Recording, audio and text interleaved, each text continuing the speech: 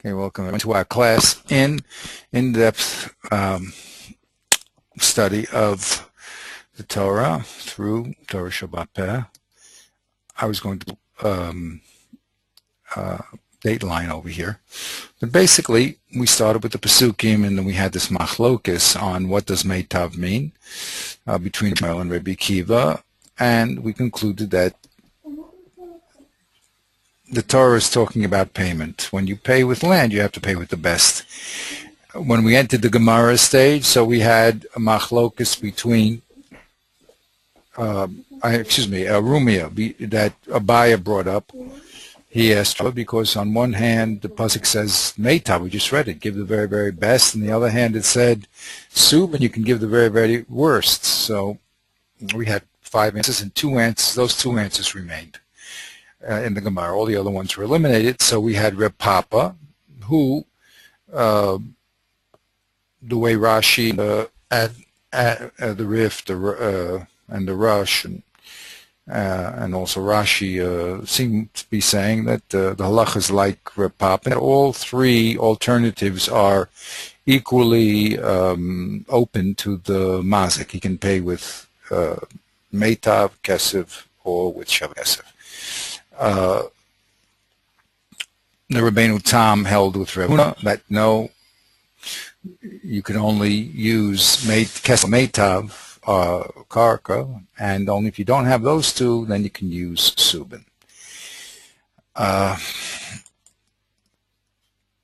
And everything up to that point was pretty clear. The Rush decided that the halacha brought a raya from Reb Kahana that the halacha is like the Rif, again, that the halacha is like the Rif who holds that the halacha is Reb Papa and not like Rabbeinu Tam. Everything was nice up to that point. Then we looked at the Rambam, and the Rambam said something that was very unusual, because he said that you should collect first from a Talmud and then only then go to Meitav. So that turned everything upside down, because up to this point we thought, if anything, Meitav was better than Subin, according to Reb. They were equal, according to Reb Papa. So now he's given us a new possibility in reading the Gemara that that Metaltalin somehow gets a preference over Karka. So the problem always with the Rambam, as I mentioned, is where did he get it from? The Ramah brought in the Nukios, by the way, that's why I put this inverted according to your note, which is correct. Nukios, who's late, brought us the Rambam, who we can read in Mishnah Torah, and also brought us the Ramah, who has a 3-level hierarchy. He says first you have to give Kesef to the mazik. The mazik can, first if he has Kesef, he has to give it, and if he doesn't have Kesef, then he can use Shava Kesef and Metaltalin. Then only if he doesn't have Kesef and Metaltalin, then he can only then give Karka. So he is like the Rambam in the sense that he puts a precedent of Metaltalin over Karka, but he goes one step further and he puts Kesef as the best of all three. Fine. When we got to the tour, I only wrote the tour here following the Rush because he is the son of the Rush, but we had a big problem in the people who explain the Torah. We'll see the text inside, but it's just sort of the flow of where the information was going. I mean, where the halacha was going, Meitav, and how they understood it. According to the Beis Yosef and also the Levushir Shushan, both of them held that actually the Nizah can demand Metaltalin over Karka, and that they learned from a connection to Baal Chov. The Bach attacks that position, and also the Drisha, and he says no, they read the Torah as the standard Torah, which is that all three things are equal. So he, according to them, he's just following his father's explanation. Nothing very special over there. Then we got to the Shulchan Aruch because the Beis Yosef compiles a Shulchan Aruch whereas the Tur many times left the halacha open and brought down different Rishonim, different opinions in the Rishonim, not in our case, but in many other cases. So the Beis Yosef decided that he would make a definitive Shulchan Aruch, giving no choices. He took the Rambam, the Rif, and the Rush, and generally he went with the majority. So here he writes the halacha, and again we'll see all these things inside, like the Rambam. It looks like it's exactly copying the Rambam. So now the question is, what does the Rambam hold? So the Sma wants to say that the Rambam is really, again, he wants to read the Rambam to say that no new information here. This is just the old Rush position that was brought in the Tur, that all the three items are equal, and the Shach wants to disagree with that and say it's not true. The Shulchan Aruch is following the Rambam's position, which gives an advantage to the Nizak, that he can force the Masik to give him metaltalin before karka. So that's the setup of where we are now. If you got all that, it's basically what we're trying to determine here is the relationship between these three elements. Okay, are they all equal, or is there precedent for metaltalin over karka? That's basically the setup. We're going to have to integrate all this into the Gemara because we've never seen the Rambam's position yet spelt out in any Gemara. So we're going to have to see where the Rambam would get such a halacha. Okay, so now we'll show you the next chart. Boom. Okay. I don't know if they had football in the Canadian in Canada. This is not a football chart. It looks like a football. Yeah, it looks like the lineup here. Here's the quarterback, and but it's not exactly. But here I'm trying to now hold the pieces together so we can see who is presenting a position and who is attacking the position. So, and again, we'll see all these things inside, but the chart is very helpful to keep us intact. Now remember, really, we're only talking about the relationship of metaltalin to karka. Is it better or equal? That's really the only two things at stake. So here's our Tur. Let me just make the Tur a little, just see what whoops, that's a little too big. The Tur made a statement that when we collect from the mazik for the nizak, so we first go to the metaltalin, and only if he doesn't have a metaltalin we go to the karka. Very similar, but not equal to the language of the Rambam. So the question is, where is this case where metaltalin has any precedent over karka? So the Beis Yosef tells us, as I mentioned, that really it's talking about when the mazik wants to give karka and the nizak wants metaltalin, he has a right to say to the mazik, sorry, I don't want your karka, I want metaltalin, and according to the Beis Yosef, that's the case, and therefore we go to the metaltalin first. And that all came, the Beis Yosef said, from an analogy to Balchov. In Balchov, the Malva, who's the equivalent to the Nizak, here has a right to say, I don't want your metaltalin, I want your money, or I want your metaltalin, and I don't want your karka. Now, remember, the Rush said that's because he gave money, so he has a right to demand money. But the Beis Yosef says that's not a distinction that the Tur wants to make. And therefore, the Baal Chov is equal to the Nizak, and just like the Malva can demand metaltalin over karka, so can the Baal Chov. That's what the Beis Yosef says. The Ir Shushan agrees with him. Okay, and he gives an interesting Torah and goes back to the Pesukim. I mean, why did the Torah say Meitav Karka? That's to give an advantage to the Nizak, to be nice to him. You know, you can get very best of the Mazik's land. So he says, if that's true, then he has a right to get whatever's called best. And since we've shown in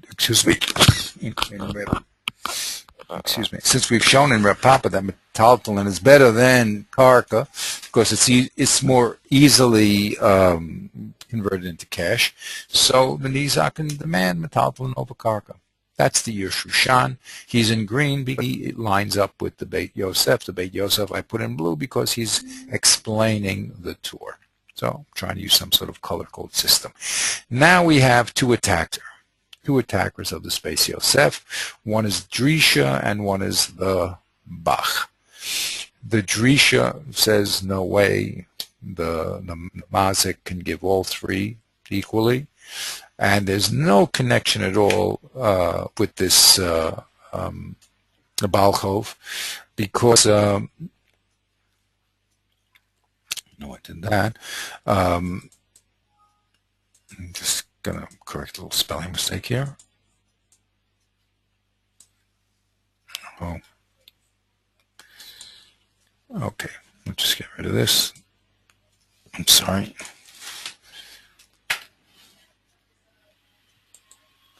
Okay. He says there's no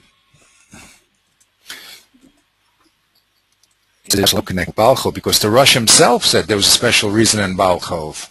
Balchov, since the Malva gave money, he has a right to get money back, but that has nothing to do with Nezikin.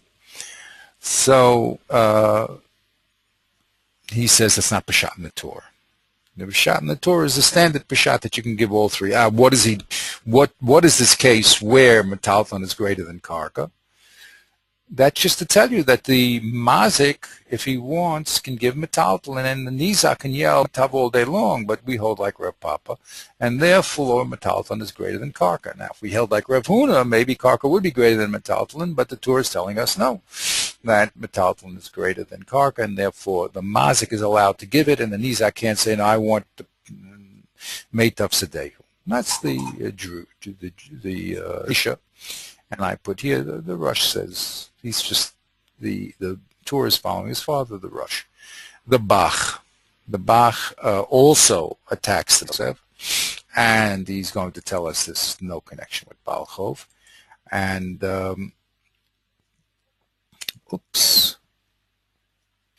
and he's going to add, not only is the Torah, the Rush, who's holding like Rav Alfas, okay? Remember, Rav Alfas held that the halakha was like Rav Papa, and that all three things are equal. And that's according to the Rush. He also adds the Bach that's the Shittas of the Rambam, and the Rambam's also talking about this case where just a simple case where the Mazik wants to give metaltalin and Nizak wants to refuse because he wants Meitav. And he throws in the Maggid Mishnah, who is a commentary on the Rambam, and that's how the Maggid Mishnah learns the Rambam, and concludes that that's also the Torah. So that's the Bach. Now we didn't do the Sma.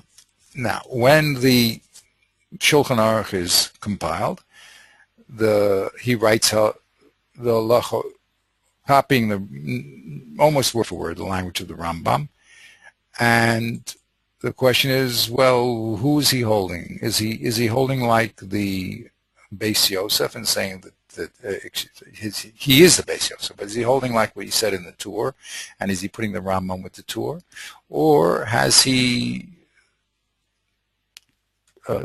rejected what he said? He rejected the Torah and has gone straight to the Rambam, and he holds the Rambam in the classical sense. So the Sma who is also the Drisha, just a different name. When he writes on the Torah, he calls himself the Drisha. When he writes on, his name is Rabbi Folk. When he writes on the Sma, he calls himself Sefer Meir Zanayim. And he says, no, the Shulchan Aruch has actually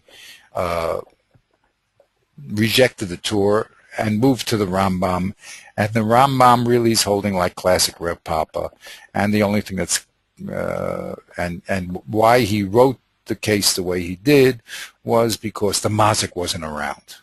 The Mazik wasn't around. If the Mazik's not around, says the Sma, so then the Beis Din, that's what the lashon of the Rambam is, the Beis Din. The Beis Din has to figure out what the Mazik would have desired to give. So the Beis Din then, when it has to collect the money, says, what would the Mazik would have given? He's not around. He went on vacation. So we say, well, he would have given, probably would have wanted to hold on to his karka and given the metaltalin. So the Beis Din gives the metaltalin.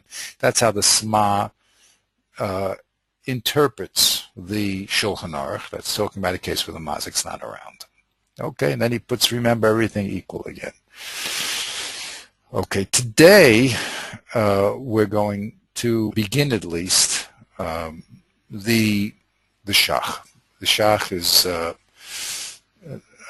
very, very powerful attack on both the Sma and the Bach. That's why he's in red. He is going to maintain that the Shulchan Aruch, number one, is holding that metaltalin does have an advantage. And he's going to eliminate the proofs of the Bach. He's going to attack the Bach. And take all these two proofs about Rav Alfas. He'll say Rav Alfas does not hold like what the Rush says he holds, and he's going to say the Maggid Mishnah is also incorrect. I mean, excuse me, that the Bach misread the Maggid Mishnah, and Ur is not holding standard Reb Papa. All three things are equal. He's holding that there is an advantage of metaltalin, and that's going to be his work. So he's going to come into the fray here. He's going to knock off the Bach, and he's going to attack also the Sma. And this is how he's going to do it. So we're not going to read all this yet because it would be, too much to handle before we actually read it inside. But that's his aim. He's going to show us that the Rambam is like the Ir Shushan. Remember him, that there is a precedent over metaltalin over karka. He's going to say that that's the Rambam clearly, and that's the Shulchan Aruch, and any attempt to change the case in the Shulchan Aruch will meet with failure. Okay, now that's the stage where we have to go through it very slowly. He's a very powerful person. He's going to bring us a new Gemara, which we're going to have to enter into. And after him, we'll be ready for the next level, which is the Vilna Gaon, and then we'll drop down to the Nachlastavin and Revis and Melsa. Okay, but this is where we're holding. So at this point, what we have to do now is just look at the text, and remember, really, it's this whole intrigue. There's two sources of this problem here. As we said, up to this point, Kesef was either, mate of Karka was either in Subin, like Rav Huna said, or mate of Karka was equal to Subin, like Rav Papa. That up to this point, that's the world we were in. It was the Rush. It was both Tosfos and Rav Papa, and on the Rif, everything was fine. And the only argument was who the halacha was like Rav Papa, or was it like Rav Huna? But all things were known. Now the Rambam, as he normally does, brings us a new relationship, which means he's reading our Gemara differently. The question is, where does he get it from?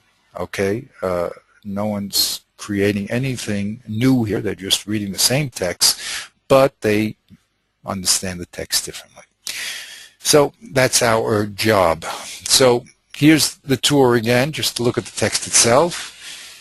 He says, Kashabayim lahagos lenezik nisko, then rowan im yesh lamazik metaltalin. The first thing you do, he has metaltalin. If he does, then ein yordin lenechasav limkor karkasav. Then you go down. Don't go down to his fields. The mazik gives metaltalin, and even if the mazik has kesef, he can give metaltalin. Okay, and even that metaltalin can be subin, because he says, "Call me lemeitafu." So that's a tour. We said simply, if you read the tour, it looks simply like, it could be simply like the Bach said, we'll see in a second, that really, that no matter what the Nizak wants, or anyone who would hold either Reb Huna or the Pasuk would say that you give Meitab, you have to know that, although you read the Chumash, you have to know that we hold like Reb Papa, and he inverted our whole perspective and said that Metalton was better than Meitab, and therefore that's the din. That's how the Bach works. And only if you don't have Metalton, you go down to get Meitab. So that was the tour. The Beis Yosef was the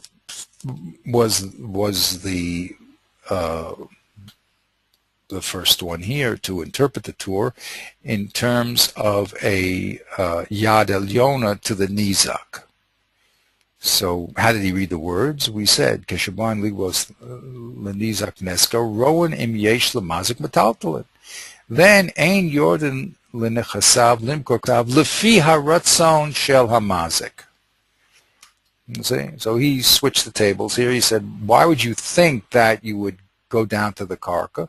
Because the mazik, the mazik wants to give it. And the din is the nizak. Ella, what do? You kafinin lamazik yiten lo metal tiharatzon shel nizak. So there it is. He reads into the text that the Torah is holding that you actually force the mazik to give metaltalin, even though he wants to. The mazik really wants to give karka.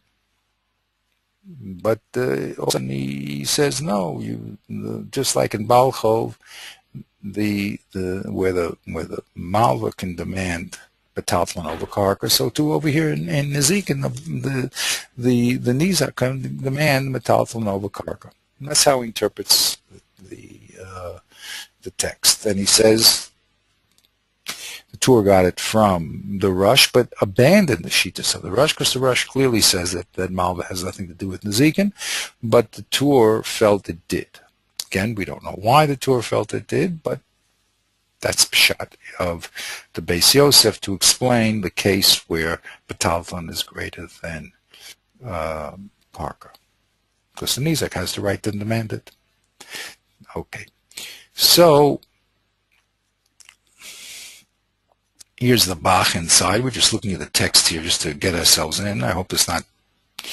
You're following here, right? I mean, it's not such a big deal here. Yeah. Okay, well, good. Yeah. I mean, there's a lot of... but basically, as I said, it's only two things. You keep your eye on whether Metaltlon is better than Karka or equal to Karka. That's all. So they interpreted the Torah. I mean, the Beis Yosef interpreted Torah to say that Metaltlon is better than Karka when the Nizak wants Metaltlon, just like Balchov. Okay. The Bach says, come on, you totally misread the Torah. The Torah is just simply stating that you give that the Mazik can give Metaltlon even though the Nizak wants Karka. And he reads the text like this: Ein Yodam like yourself limiko Karka sav lefi ratzon shel ha Nizak. The Nizak is Karka, made of Sedehu. And the Torah is telling us, no, you give Metaltlon. You can give Metaltlon equally as Karka, and you, the Mazik, the upper hand here. And even if there's Kesef around, you can give Subin, no problem. And don't worry about this pasuk of Meit of Sedehu. Don't worry about any Rav Huna. Don't worry about anyone that would say that Karka is better, because we hold like Rav Papa, and the Tur is holding, like the Rush and the Rif, and everything is real. The world is just the same. There's nothing changed. Okay, so that's the Bach. Okay.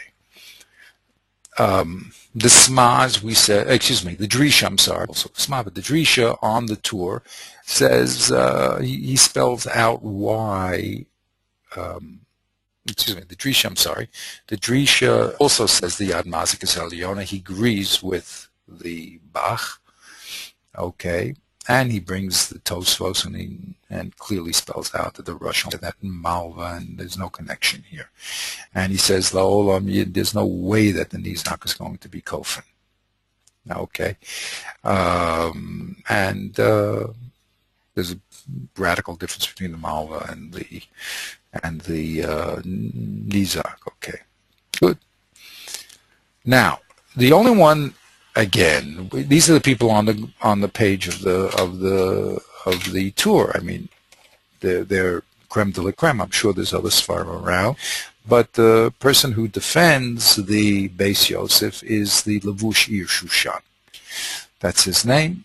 The name of the book he wrote, all the books that he wrote, his name was Mordechai, so he wrote all the books with some sort of reference to Purim. But he defends the Beis Yosef, and he says the Yad HaNizak is Elyona. Why? Because, and he brings the Pasuk. So he goes right back to the Pasuk. He says the spirit of the law, when it said Meitav Sedei, was to give the Nizak the power. I mean, why did the Torah go out of its way? Sort of all the way back when we looked at the Chumash itself. Why did the Torah go out of its way and talk about Meitav Sedei? Because it wants to give power to the Nizak, to get the very, very best. Well, if you're going to give power to the Nizak, the very, very best, whatever is called best, he's going to get. What did Reb Papa call best? Metaltlin is called best. So then he can get Metaltlin over Karp, according to the Shittus of Reb Papa. And that was the Levush Ir Shushan. Okay, again, we're going very quickly through it, but, you know, that's what happens. So now we're at the level of the Shulchan Aruch.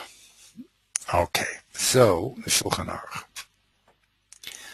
Now, the Shulchan Aruch changes the language of the Tur, and we said it's almost a direct quote of the Rambam. Here's the Tur, Keshabayin Ligvos Nizak Nisko Ro. The Rambam says Keshabaistin Niskok and Ligvos. Okay, both of them say that there's a preference of Metaltlin over Karka, but the Rambam adds these few words, Kesha Beistin Nizkakin, when the Beistin is empowered to collect from the Nizak, which was not the language of the Tur. The Tur just said, when we come to collect. Well, that could easily be the Beistin, it could be exactly the Rambam, or if we find a reason to split the two, it'll be on these words, Kesha Beis and Niskakin. Okay. So the Shulchan Aruch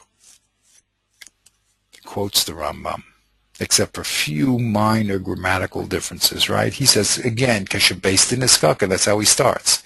Just like the Rambam. Go mitalton chila. Okay? So he mamish quotes the Rambam. Now the question is the Rambam the Tur or not the Tur? That's going to be the big argument over here. Those people that said the Rambam, that the Tur is really a Rush, has nothing to do with the Rambam, so they'll say he's just the Rush in spelling out the Rush Shita. That everything is equal, and then don't think Meitav has any advantage.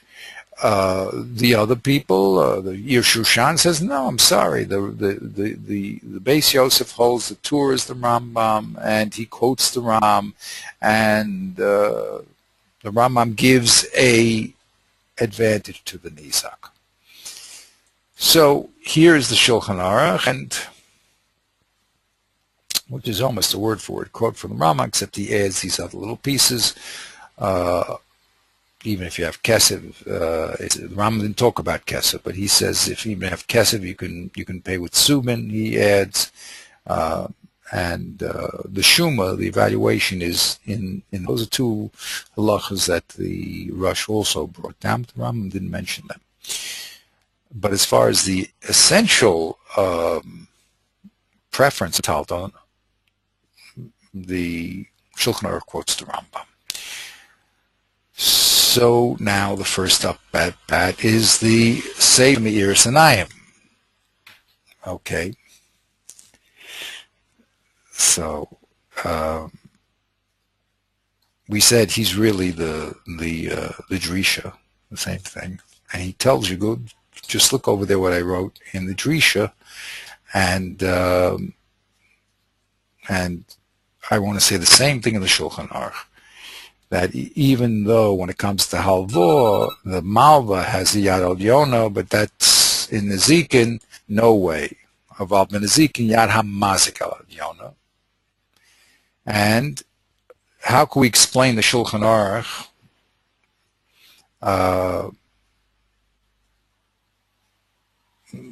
So he says, Im Yortzel Shal Mekarka, V'zeu Kavanas Rab Papa, Shomer B'Gamar B'Yishva Kusha Shal Hik, that was asked from Abaya between Meitav and Subin, and Rab Papa answered that when to be yesh metaltal and ubol lefro mehen eno mikra inhu, metaltal meitav, because if you can't sell it here, you can sell it another place. And he says, ve'im bol l'shalom mikarkasav tzarich l'shalom mimeitav sedeyu va'al derek zeh parashti et hatur. So he says that the Yad Mazik is Alyona, and I was just trying to check here whether this is he just disagrees with the Shulchan Aruch. Let's see, just make sure. And I know he disagrees with the Shulchan Aruch. The question is he explaining the Shulchan Aruch or is he fighting the Shulchan Aruch? I'm just going to check that out.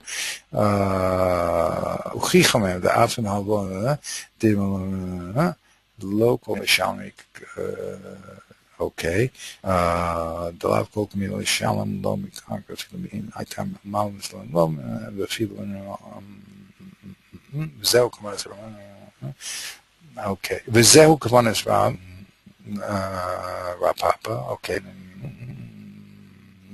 Okay. It seems to me clear here that the Sma is continuing his attack on the Beis Yosef.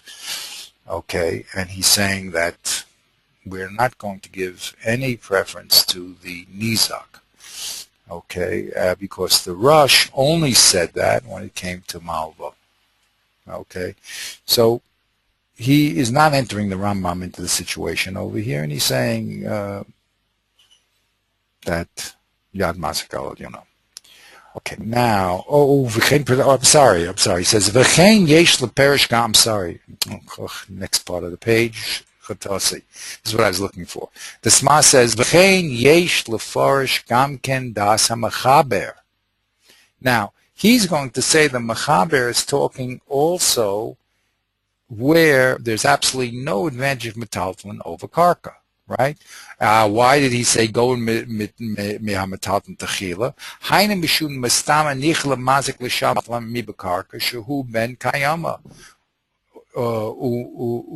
u'mishum hachi kamar shebased in diskachon l'shalom ulamanu. And here's the big chiddush: da'af im ein hamazik l'fneinu daito l'shalom mitaltalan. So when we say aminan stama nichla l'mazik l'shalom mitaltalan, therefore we're going to do it. Okay, the basin is going to do it. So this is the big chiddush. The big chiddush is to say that the Shulchan Aruch abandoned the Tur Shita, where he modified the Rush and gave the Nisak any advantage. He moved to the Rambam, and we're talking about the Beis Din has to decide what the din is between the Mazik and Nisak, and unfortunately, the Mazik is not here. So we, the Beis Din, have to figure out what to give the Nizak. So the answer is the Nizak might want Karka, but we have to give Metaltal. In other words, the truth is that the halakha is like Reb Papa. If the Mazik was in front of us, he could give either equally, But when the mazik's not around, we have to say, well, what would the mazik choose? Well, most people want to hold on to the land, so the mazik would choose to give metaltalin, and therefore we say to the nizak, look, since the mazik would have chosen to give metaltalin, that's what you're going to get. Okay, so he takes the Shulchan Aruch, which is really the Rambam also, and he says this is again just Rev Papa. Why is there a precedent of metaltalin over karka? Because the mazik is not around. So that's called an akimta. The Shulchan Aruch said nothing about the mazik not being around, but he said these words when the beis din is niskaken, and the sma does not want to give any advantage of the nizak over the mazik. So he says, well, why is the beis din collecting here? Because the mazik's not around. If the mazik's not around, so then the beis din has to presume what the mazik would give, and most mazikin would rather give them a metaltalin than their land, so we're going to do that too. But again, everything had a win and a loss here. You're losing here because you're setting up the Shulchan Aruch talking about a specific case when the mazik's not around. He's winning because he's keeping the world as it was, the world where the sun goes around the earth. Okay, which is this the old world of Reb Papa and the Shulchan Aruch and the Torah, and there's nothing new here, not even in the Rambam. Okay, and he says, of course, the Shulchan Aruch is not like what he wrote in the Beis Yosef on the tour, and the Evan Shushan, followed the Beis Yosef in the tour also. It had nothing to do with us here.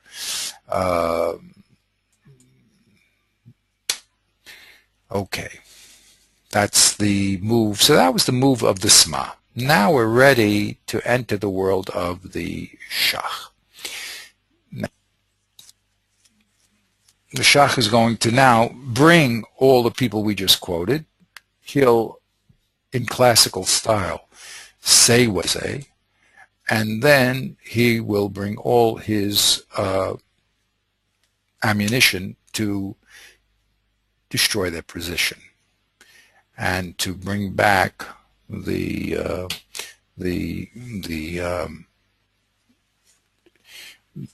new position of the Beis Yosef, which is the Rambam, and the Shushan, which is to say that the Nizak has an advantage. Actually, he's going to make a little bit of a modification, but he's going to say that there's an advantage of metaltalin over karka.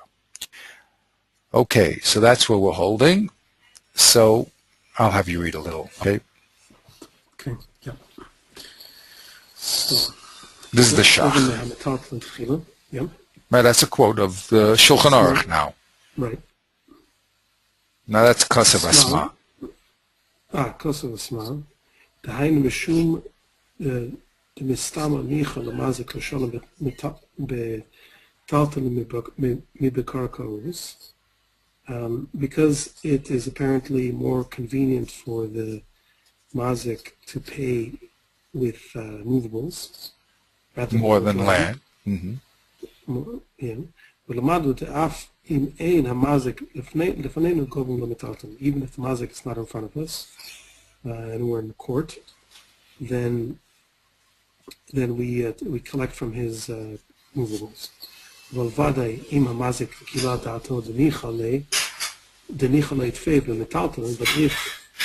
this is also the sma, this is the second part of the sma. This is all the sma. Yeah. If the mazik is in fact in front of us, he's in court, and he actually prefers to hold on to his movables, and he prefers to go with the pasuk and pay with land. But the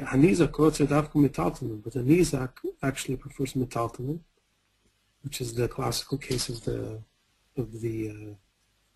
Beis Yosef. In other words, if you would think that he would have some claim on it.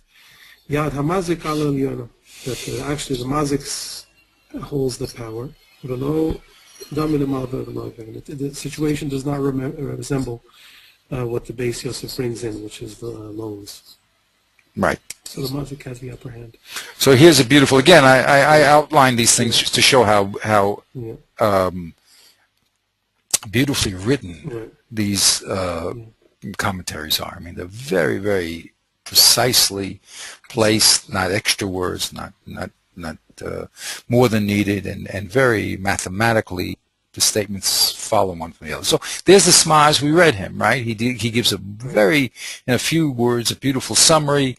The Shulchan Aruch has really abandoned what he said in the Tur. The Tur is a different sheet altogether, and he goes to the Rambam where the Chiddush here is that the Mazik's not around. When the Mazik's not around, so that we have to presume there's metalzamon. Good, fine. And the Sma ends off. This again, the summation of the Shach. Go ahead. V'lo k'beis Yosef v'ha'ir Shushan nimshach achar shekasav zichron lebracha. No, This is Zelashon. not like the because of Zelashon. Okay, so it's not like the Beis Yosef and the Yerushan, who went after him and wrote as follows: Die. The E boy. The E boy and Nizak metaltalin. That if the Nizak wants to give metaltalin, sorry, Hamazik is a 10 line. Good. And this is not. If the Nizak wants metaltalin, right, then the Mazik has to give it to him. Yes. So this is not like that. In other words, that which would mean that the Yad Nizak are. Exactly. Right. This is how they used to do open and close quotes. Zela shano v'ad kan lashano was an open and close quote. Okay, great. So that's it. Summation of the Sma, classic. Bring your the text that you want to quote, and then you're free to do what you like. I mean, okay. Now the Shach says the following. So he attacks him. He's attacking the Sma. Right. He's attacking the Sma's reading of the Beis Yosef. And actually, is it? Well, let's see what he does. Okay. Okay. The pshita, the das Harambam v'Mechaber ke'Yir Shushan, chen das atu. The simple. He wants to, I guess. He says it's obvious. He wants to say it's obvious. It's Peshit, it's obvious that the das of the Rambam, the Mechaber, is like the Yerushan. Okay? Now, what does that mean? Remember, Yerushan, right? V'chein das hatur. I mean, it's very interestingly placed. Okay? Here we're in the Shulchan Aruch. The Shulchan Aruch quotes the Rambam, right? So the Shach says it's clear that the Rambam, who's just quoted by the Shulchan Aruch, the Mechaber is the Shulchan Aruch, by the way. He's called the Mechaber. Okay, so the Mechaber, which the Shulchan Aruch quoted him, is like the Ir Shushan's parish of the Tur, right? Which was at the Yad Nizak Al Yona, and also that's the das of. So he's putting everybody, V'shar Poskim, and all the other Poskim, by the way. Okay, so he's putting everybody in the camp of the Rambam, even the Tur. And he's saying that the Yad Nizak is El Yona. And stop trying to move the Tur and the Shulchan Aruch away from that position and go back to the classical sun going around the world of Rip Hop and the Rush. Not true. There's a new position here. The Rambam Mechaber is like Yeshushan, Yad Nizak is here, and we'll see why in a second. Okay? And he says, V'chein, number 3. Okay. So this is going to be, and I'm going to explain later, okay? So I'm just going to put a period there. That should not be a, there. Okay, and he says, this is the essential position, and I'm going to explain it. Don't think I'm just going to say it. This is my work. My work will be to show you that these Meforshim, the Rambam, the Mechaber, the Tur, are all holding Yad Nizak Al Yona. Okay? Now, and if you don't want to believe what I'm going to tell you later on, look at number 4. That's the Muki Yosef. Nemuki Yosef. Okay, so that. So Chen Matzasi ben Muki Yosef, Reish Perek HaMoicher peros, Mm-hmm. shikasav zehadia. That he, Hedger means that he explicitly. No, explicitly. He wrote explicitly. That's the Nemukios wrote explicitly. Go ahead. Shemedivrei harambam nira benezikin, is le karka umetaltalim.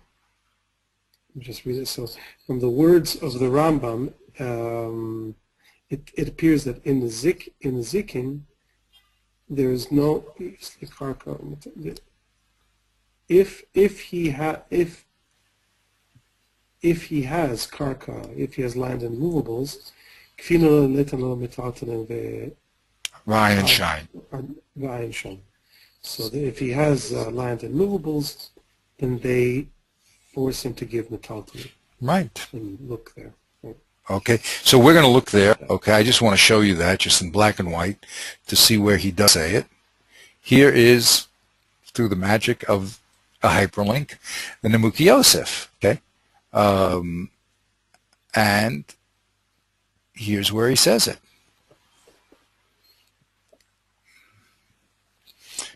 Okay, Aval midivrei. Nemukios is parish on the Rif. Oh, on the Rif. Okay. Okay. Now he is someone. He was the one. Remember that gave this three-level interpretation of the Ramah, where you first have to give Kesev, and then you give Metaltlin, and then you give Karka. Okay. We actually read him. We didn't see it on page. We read him, but I wanted to just show you. It comes to the Ram. Okay.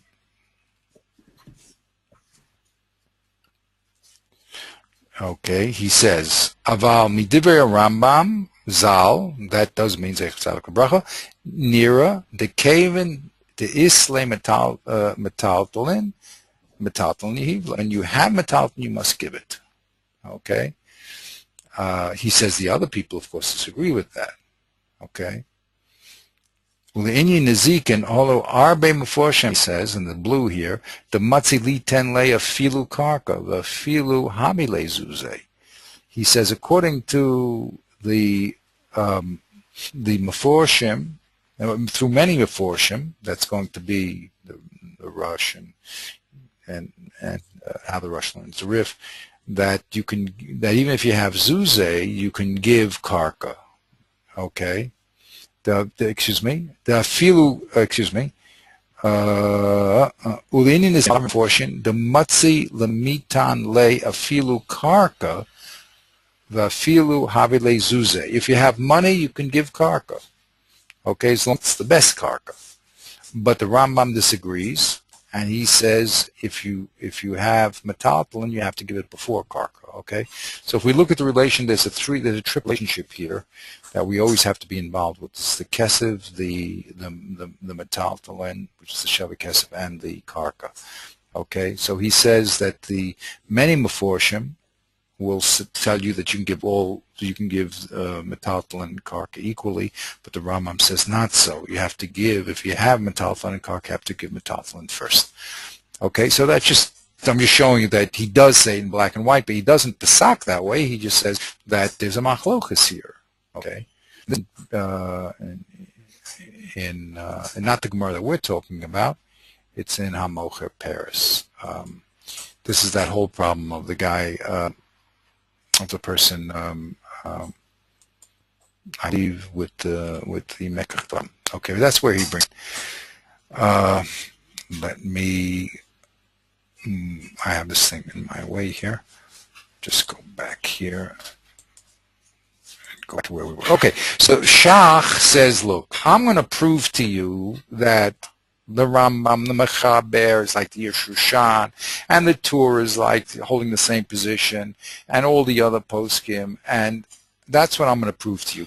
But you should just know, I'm not just saying this out of my hat.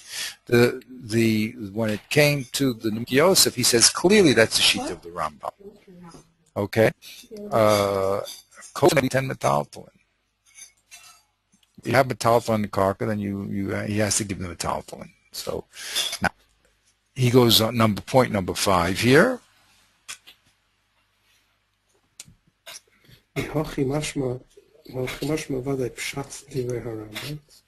This is certainly the simple meaning of the Rambam.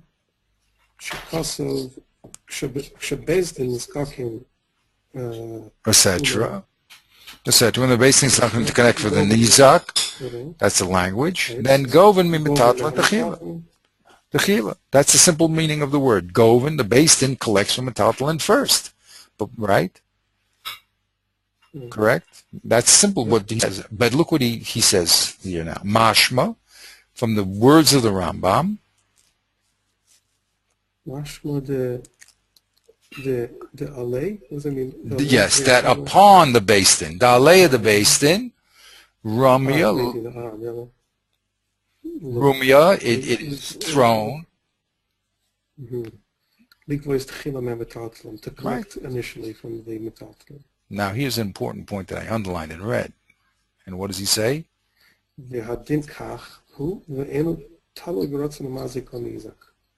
And that's a little bit of a shift, you see.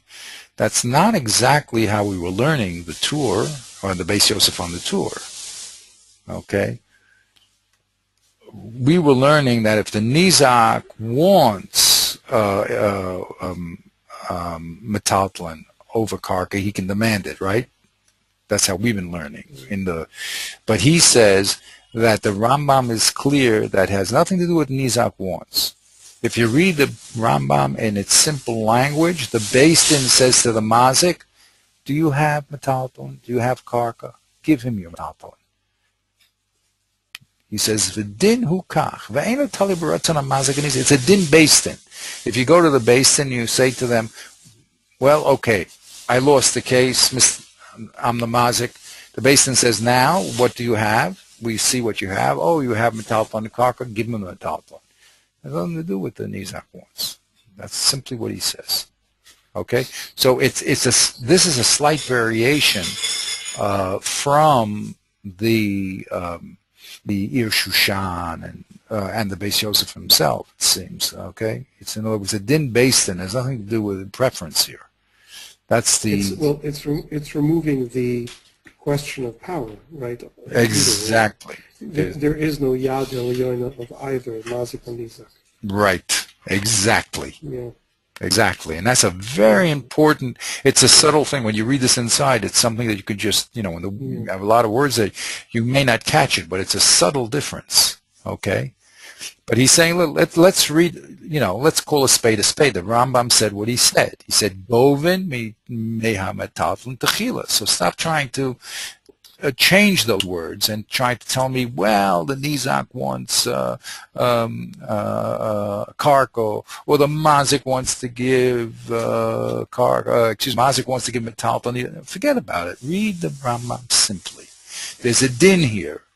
The case is over, and the Beis Din decides, Mr. Mazik, give your metaltlin. That's all. I don't care who's screaming what. That's the simple meaning of the Rambam. Okay? A very big chiddush. Now, and he's gonna prove all this, hopefully, and people then will fight him, and then there we go. Okay, the ode, because of a Rambam, Sham.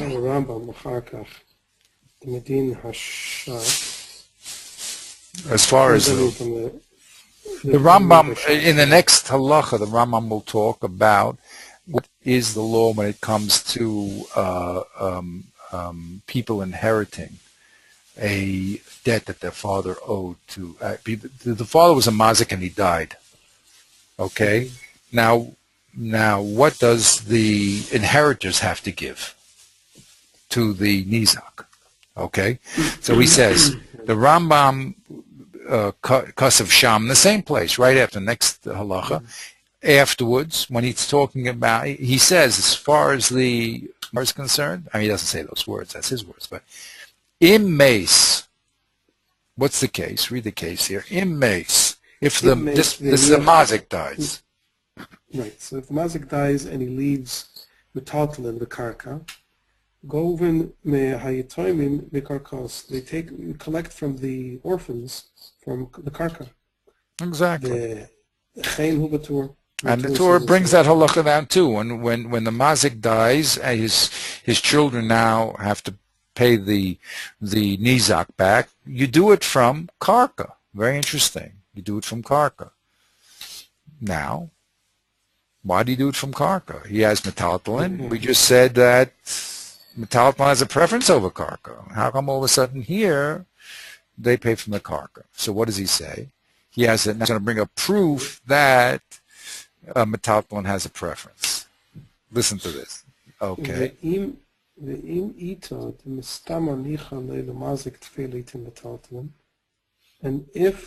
And if it is the case, yes, yeah, if it is, yeah, exactly. That apparently it's more convenient for the mazik to give metaltalin, which is our case. So if I guess if we bring in that case by comparison, atulo litme lit on metaltalin. So we should tell we should have told the. Now, here's a technical term. Niton, the Beis Din always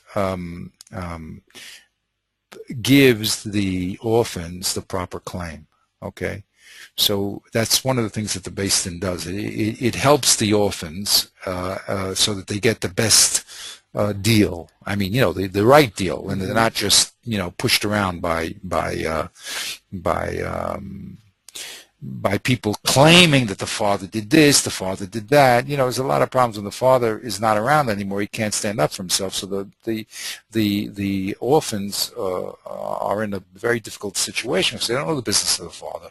So the Beis Din will always claim for the orphans the best claim. Okay, because they're helpless. I mean, so here the Shach says if it was true, like the Sma said, for instance, that when the mazik is not around, the Beis Din claims the best claim for the mazik, and therefore the Shulchan Aruch and the Rambam are all talking place where the mazik is not around, and then it's claiming Talmud because Stam the mazik would do it. So here's a case where the mazik's not around; he's dead. So if it was true what you're saying, that we always when the mazik's not around, we always claim the best claim for him, or what he would have claimed. So then how come here we don't claim that the mazik would have wanted to give his metaltalin away? And therefore the nizak should end up getting metaltalin. How come we say here you get skarka? What does niton mean? Literally, let us claim, a ta'ana. Oh, taina. Let us claim for the Yisomim. Niton le Yisomim. Claim for him, the Yisomim. Claim for the, yeah? We're supposed to protect the Yisomim. Where does this come? I mean, it doesn't say where the halacha comes from. That in this case, yes, we have to give karka. What's the reasoning behind that, or what's the? Okay. So very good, very good. Now you're getting the point here. Okay, we're always going to have to go into the backdrop of these cases. Okay, that will be the work. Okay, either he'll bring us back there, or other people who are disagreeing with him will bring us back into the Gemaras. Okay, that'll be stage 2. You ever hear this term of reverse engineering? You ever hear what that means? It's an interesting term. A person makes a computer program, right? So another person wants to see what he did. Let's say those Chinese people want to find out, how did you do that? Right? Right. So they take the program and they can look behind the program. They reverse engineer it and they look behind. Or what they do all the time, you have a beautiful car. You want to, that's interesting. How do you do that? So you open up the hood and you break it up again and you look under the hood, right? So that's the move that is the second move. The first move is to say, what does he say? And then the second move is to say, where does he get it from? Let's reverse engineer. So the halacha here is the halacha. The halacha, both in the Rambam and in the Torah, is that the orphans give land to the nizak. That's a clear case. Okay? Now, what does the Shach want from that case? he says, if we look at this case, you'll see that it's a clear contradiction to all those people that were saying that there's an advantage of metaltalin over land. Because if there was an advantage of it, if the mazik would, if we have to reconstruct what's in the mazik's mind and say that, well, the mazik would have given metaltalin over karka. I mean, he could have given all three, but we say, what would he have given? We would have given metaltalin over karka. So the din here, when this mazik is dead, should be the same thing. That we, the base din, should say, look, if this mazik was alive, he would have given metaltalin and not land. So, but they didn't say that. The halacha says, no, we give land. So what we see that this svara, that metaltalin, that we toan for the mazik, that he would have given metaltalin over land, does not exist. Now you'll ask, how come we don't give metaltalin at all? That's a very good question, which we have to talk about. But his point here is only to show that when the mazik's not around, the base din does not say the mazik would have given metaltalin over karka. So therefore you, the Sma that tried to take the Shulchan Aruch and the Rambam, and like say, if I can use that word to quote, hijack it and to say it's talking about a special case where the mazik's not around, and really they're just saying everything is equal, and we're just trying to figure out what the mazik would have given, saying, well, a mazik would have given really metaltalin first. Yes, could have given all three, but he would have given metaltalin first. You see from this case it's not true, because if it was true that the mazik would have given metaltalin first, then we, the basin, when it came to the orphans, should also say the same claim. What would the mazik do? And he says here,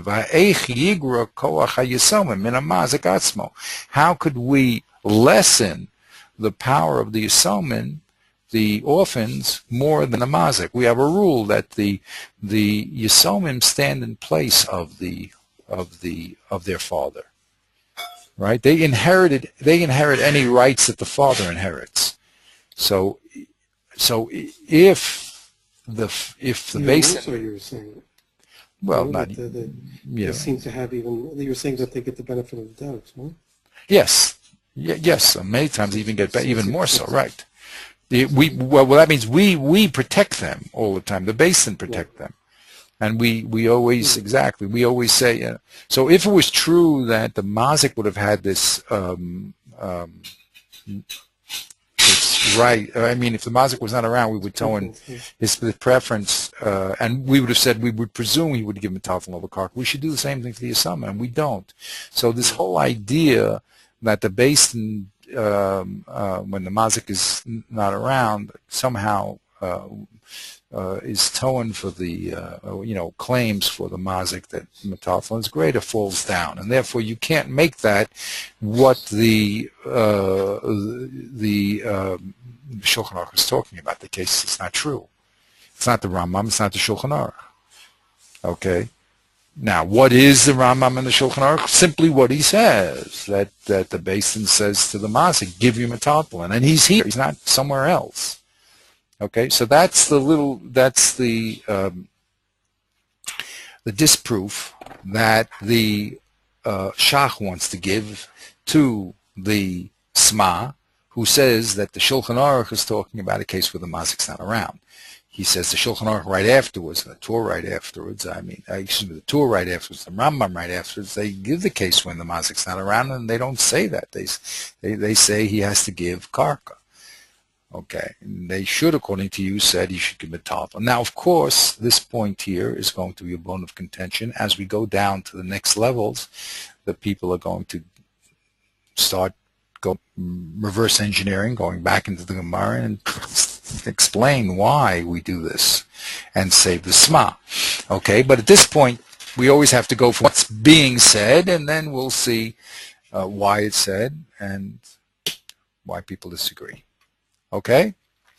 Yeah. But that's what he did. So at this point, his aim here is, what's the aim of the Sma, of the Shach? It's to destroy the Sma.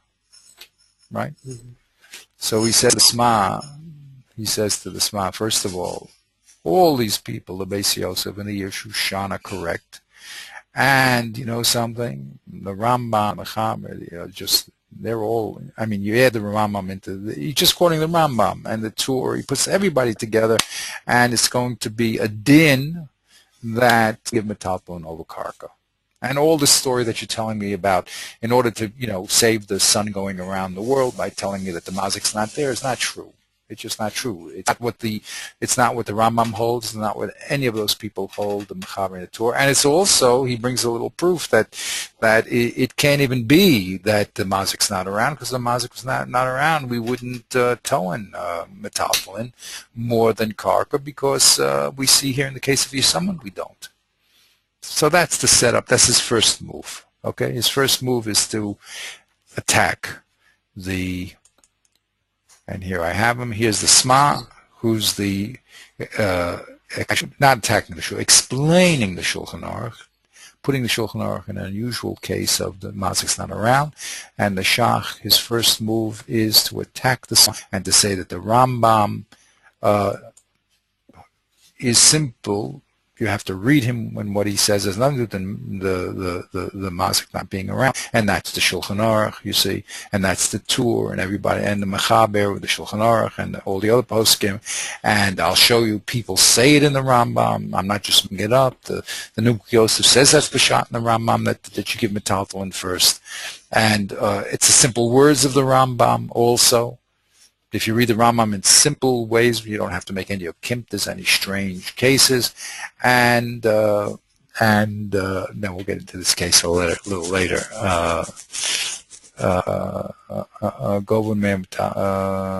Oh yes, and then he brings a case. I'm sorry, this is what we just did, and of course there's the Yisam case, which proves, unlike the Sma, the basin doesn't give any preference to metaltalin. So this whole side of the chain is what we just read here. This is the flow of the argument, okay? It's a direct attack on the Sma. The only thing that I see missing at this point, not missing, but I don't know, maybe he'll deal with it, is how the Beis Yosef fits in, as opposed to the Mechaber. Yes. In other words, the question, he's knocked out the question of Yad Elyoina. So it's interesting to see, like, how would he read the Beis Yosef? This is a very good question to begin with. Now you notice in the list here, he did not quote the Beis Yosef. Right, he quotes Mechaber. Yeah. Let's go back, right?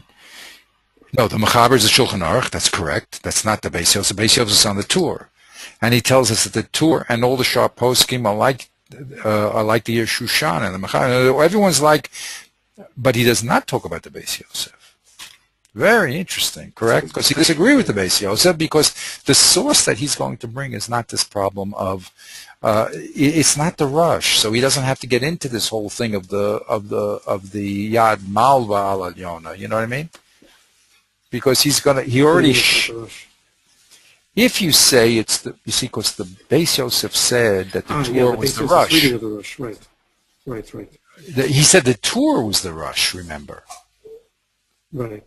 It wasn't even rush. I mean, no, excuse me. I'm sorry. Right? You're right. It's a modification of the rush.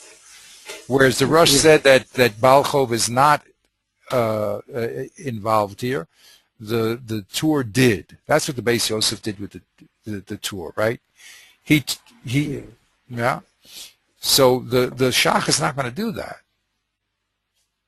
The Shach will say that the Torah is the Rambam.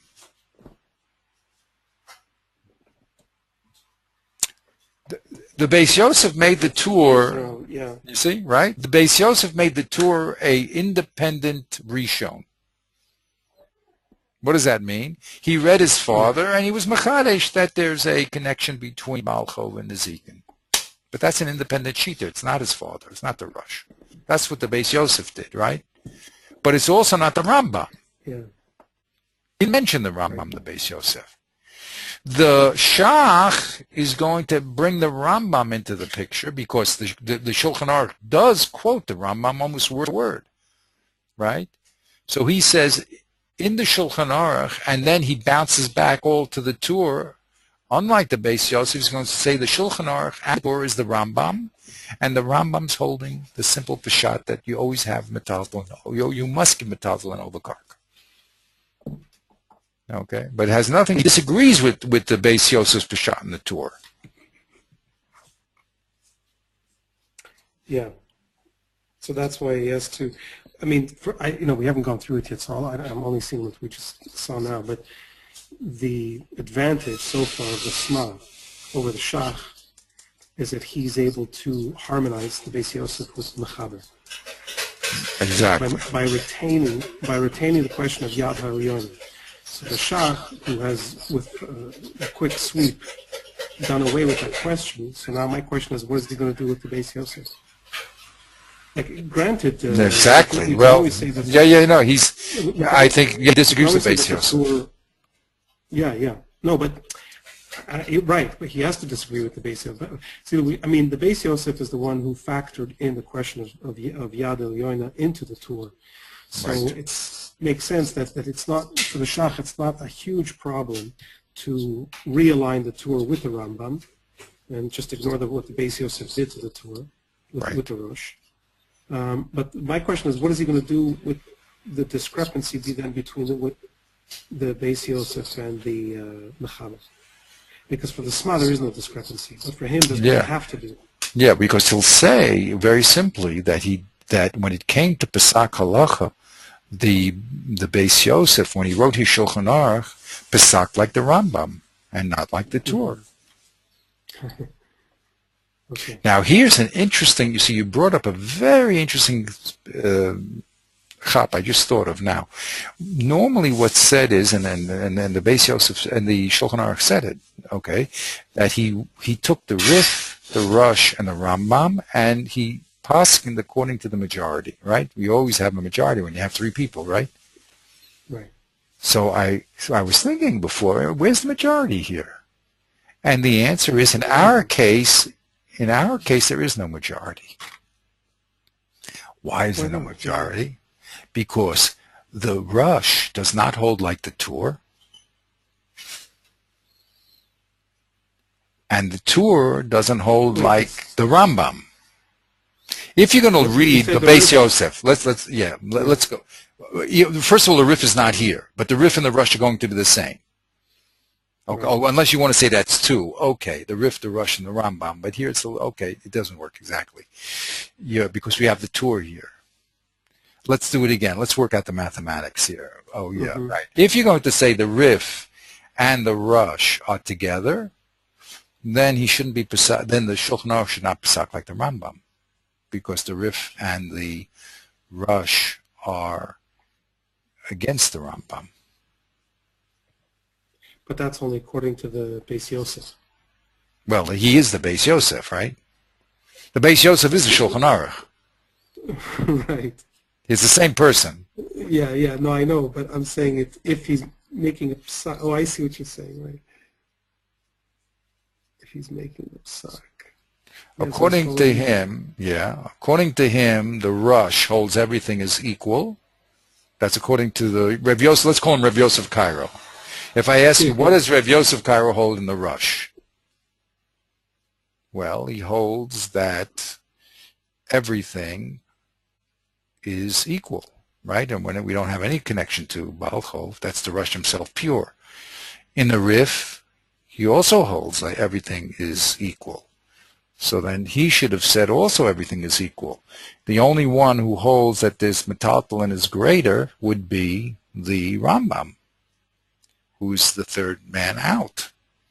So he should not be pesaking. And here he quotes the Rambam. You know what I'm saying? It looks like the majority. But if you say that he accepted, that's an interesting question. If he accepted the Torah as an independent authority who disagrees with the Rush, I wonder if that gives him the freedom to hold like the Rambam. I don't know if it's true. I mean, the mathematics are not working. In other words, if he's factoring in the Tur is now fighting the rush, right? The Tur is fighting the rush. According to the Beis Yosef. Yeah, according to the Beis Yosef, the Tur the Tur learns from Baal Chov, and the rush doesn't. So the Tur disagrees with the rush. But what happens if the Tur what happens if the Tur turns out to be the Rambam? So now he has and disagrees with the rush, and now maybe he has two. Very interesting. Okay, we're going to keep that on our people didn't talk about it this way yet. I mean, we're going to be talking about proofs, but that's interesting. We have to, that's an interesting cheshbon here. Okay. Isn't it possible? I had this. I mean, I don't know if that's possible here, but I just had a very brief discussion with a friend of mine in Vienna who, I mean, he's the only one I know who really spends time with the Tur and Mechaber and so on. He told me, he said sometimes the Mechaber just paskins like the Rambam. Doesn't follow, because I always learned that there's a 2 out of 3 rule.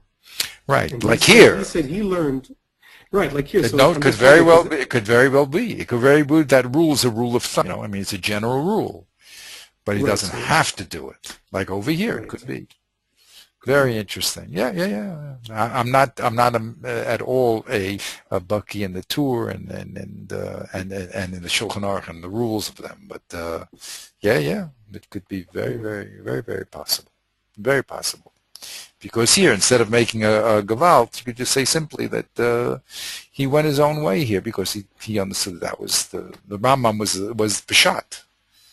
And like all these other explanations. Okay, why? Okay, we'll have to see as we reverse engineer and we go back into the Gemaras and the texts, we're going to see, we're going to start to look. The classic way of Pesach was to investigate the strength of the arguments. Mathematics had nothing to do with it. Okay, if you had the Sanhedrin, if you had the Sanhedrin, then you'd go according to the majority. Okay, that's the Sanhedrin. But the classic way of doing it is we have certain rules like Rabbi Akiva against Chavero, but not Chaverav, right? We do go Halacha Yaakov Ram Halacha Karabim. But the classic way is to evaluate what the Gemara says, and then come to a conclusion, like what the Rosh did. That's classic Torah, right? He evaluated what the Rabbeinu Tam said. He evaluated what the Rif said, and he brought he had to disprove Rabbeinu Tam because he went against the Spasroi problem, and he proved that it can't be through Rav Kahana. So he evaluated both sides and came to a conclusion. He didn't do it by flipping coins, So that's the classic way to do it. To say 2 out of 3 is when you really can't decide and you just want to fall back on a rule of let's go according to the majority. But that's not handling the pieces. That's because you can't figure it out anymore. It's too difficult for you. Okay. Anyway, very interesting. Okay. So that's what that's move number 1 of the Shach. Okay, is to disagree with the Sma and say that the Shul is really the Rambam, 100%, like the words say. And not only that, we don't say that the Mazik is not around. I bring you people who said clearly that the Rambam holds that there's a preference of Metathlon over Karka, and the Tur is the Rambam and all the other Meforshim, and of course what we just said, the Mechaber. So he wants to disagree with the Sma completely, put things straight, put things simple. The Shulchan Aruch is the Rambam, has nothing to do with the Tur. The Tur is the Rambam too, but he also disagrees, as we said. This was a very important point. He disagrees with the Beis Yosef's interpretation of the Tur, right? Because the Beis Yosef said, unless the Beis Yosef said it was the Rambam, but I don't believe so. But the way the Beis Yosef said the Tur was, he said that for some reason the Tur decided to put the Baal Chov into the equation.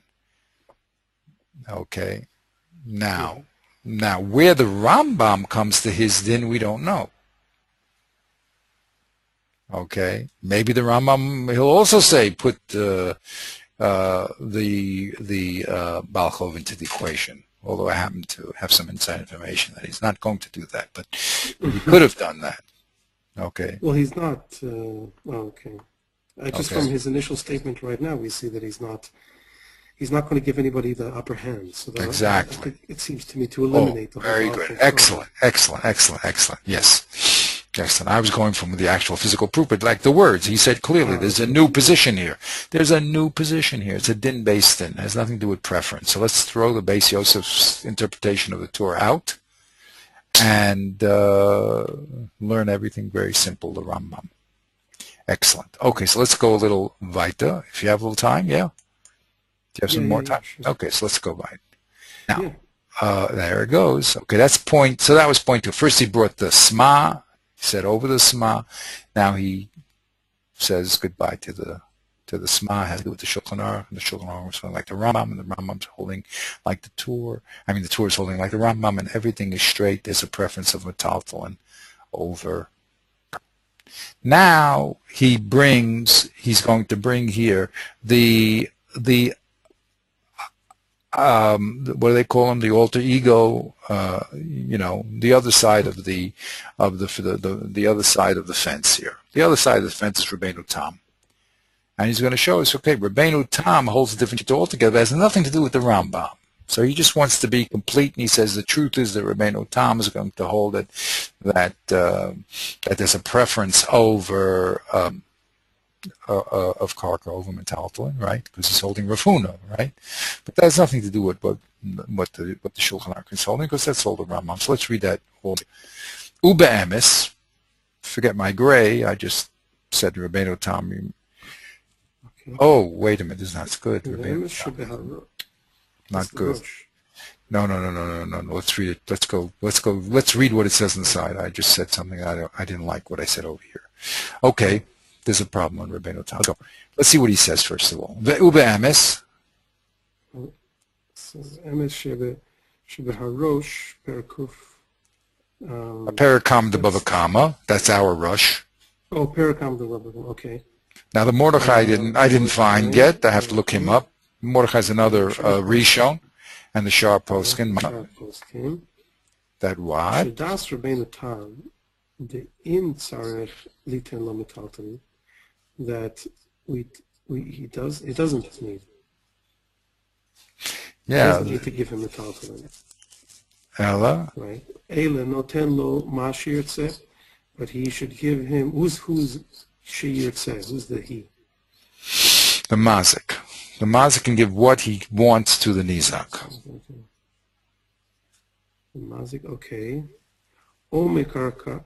Either land or movables. Stop. That's exactly what I wrote up here, but that's not the Rabbeinu Tam that we know. You see, there's a problem here. There's a problem here. What do you mean the mazik can give? If Rabbeinu Tam, we've been learning Rabbeinu Tam is Rav Huna, right? Rav Huna says, O Kesiv, O Meitav. And if you don't have them, then you give Metalta. What do you mean? What do you mean Rabbeinu Tam says you don't have to give metaltalin? Elenos and Mashi Yirtza Mekarka, O Metaltalin, that's not Rabbeinu Tam.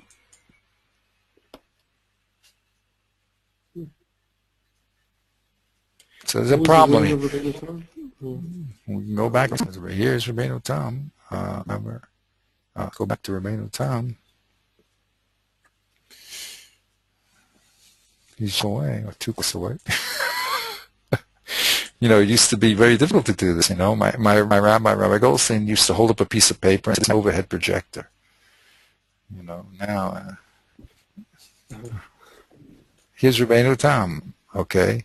Here's the Tosfos on Rav Huna, O Kesef O Meita, right? Pirsha Kontris, okay, and Sefer Alfas, and then he says, Rabbeinu Tam ain't silver cane.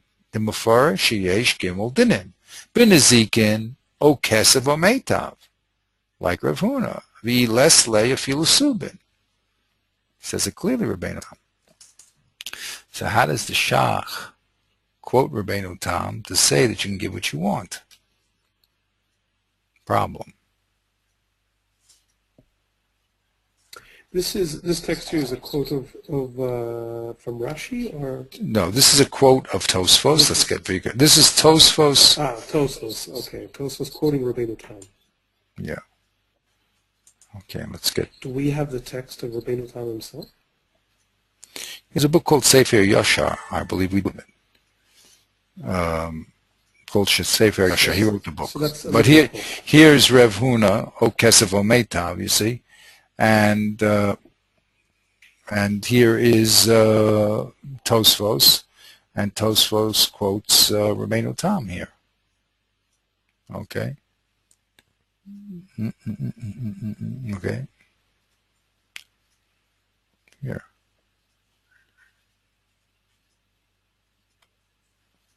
Here, Rabbeinu Tam in Sefer. It's not too clear.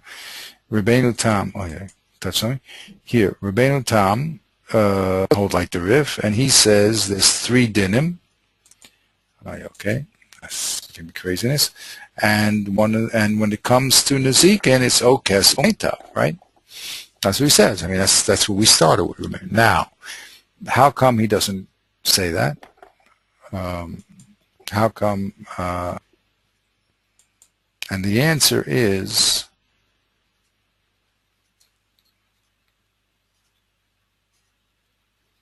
Let's go here.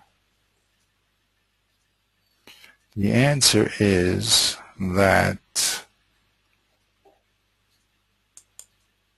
there's another Tosfos. Now we can look at that Tosfos here. There's a Tosfos in a57.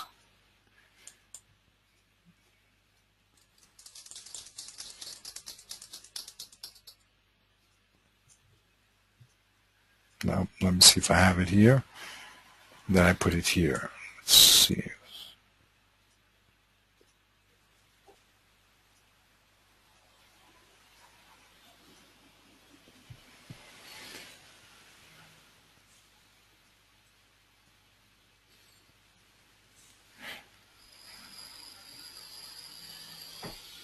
Anyway, in Amocher Peros, I can't find the click, unfortunately. My clicker's not working.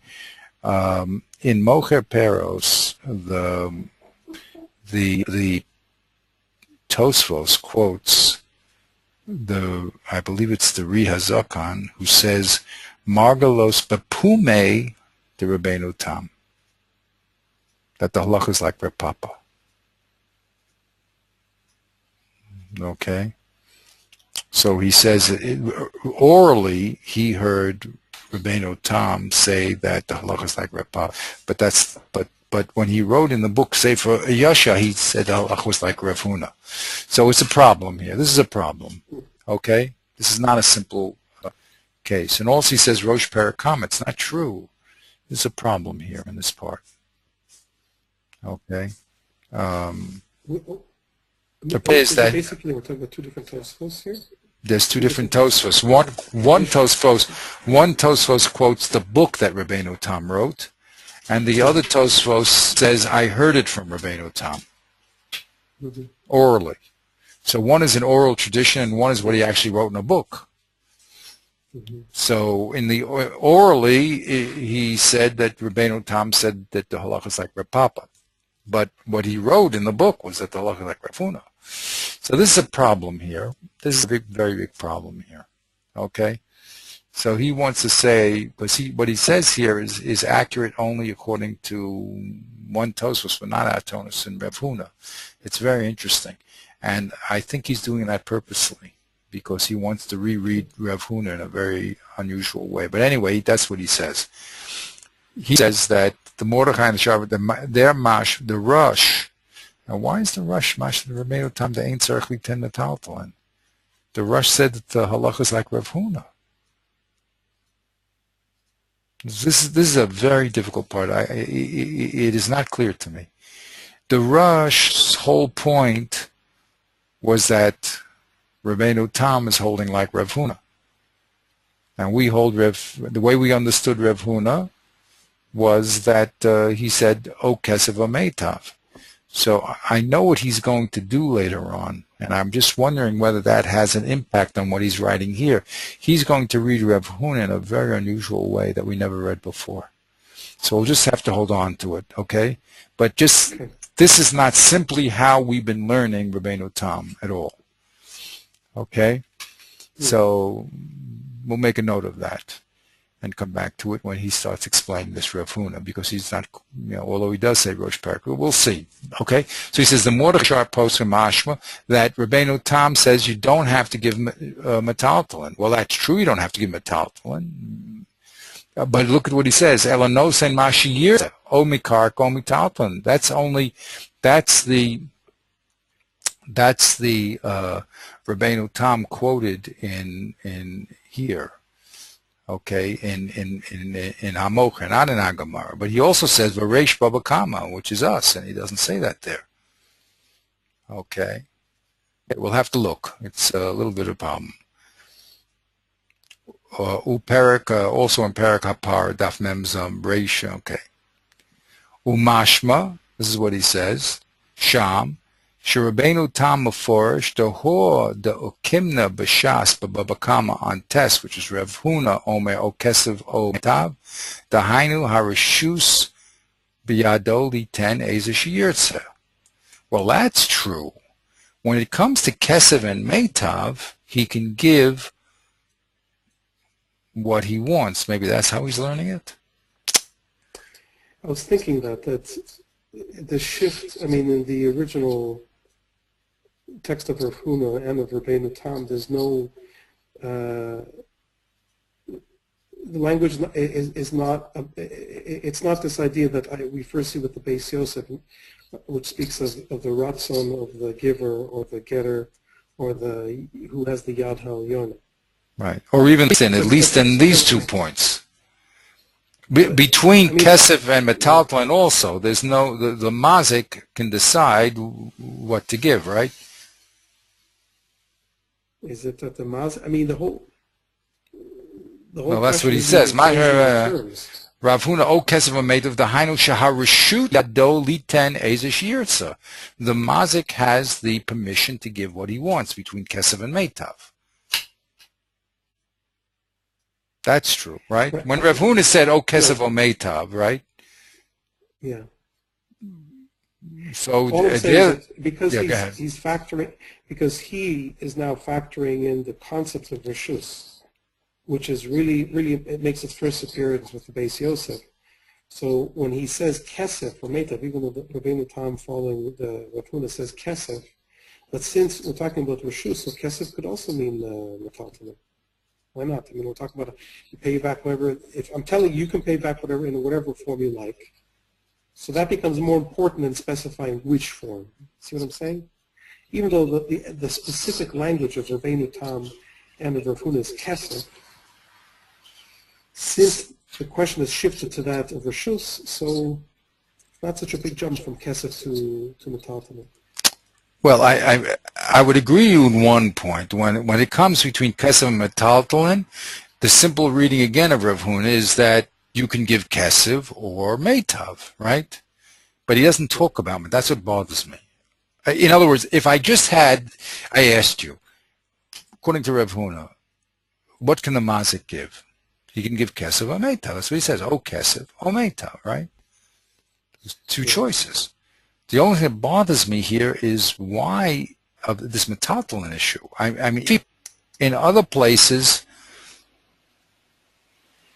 I mean, here in Daf Tes, the Gemara says, "Oh, Kesef o Meitav." Rev Nachman says to him, "Well, what do you do with Shava Kesef?" He says, "That's B'Delese, when you don't have." So that means I can't give Metaltalin. So why do you say here? The Rosh Mordechai Shai Post Shadas Rabbeinu Tam the Ein Sarach Li Ten Lo Metaltalin. He doesn't have to give him Metaltalin. He can give what he wants.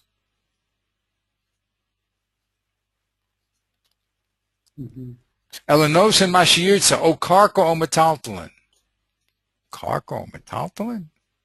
Rav Huna said Karka or Kesef. Kesef.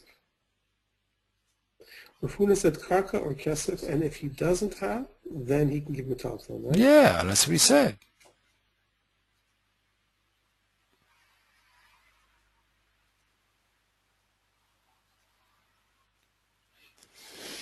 Now, he's going to now reread Rav Huna. Okay, this is a very tough little piece here. Okay, because in 1 second he's going to read how the Rambam understood Rav Huna, which is again a revolutionary reading of Rav Huna. A lot of people are going to jump on him on this. I mean, the later on we're going to read the Nachlas David. Okay, he's going to jump on this point and says he could not make any sense of this piece in the Rav Huna. Excuse me, in the Shach. He could not make any sense of it, and you can see why. Because this is it's not what we have in front of us here. There's something happening here.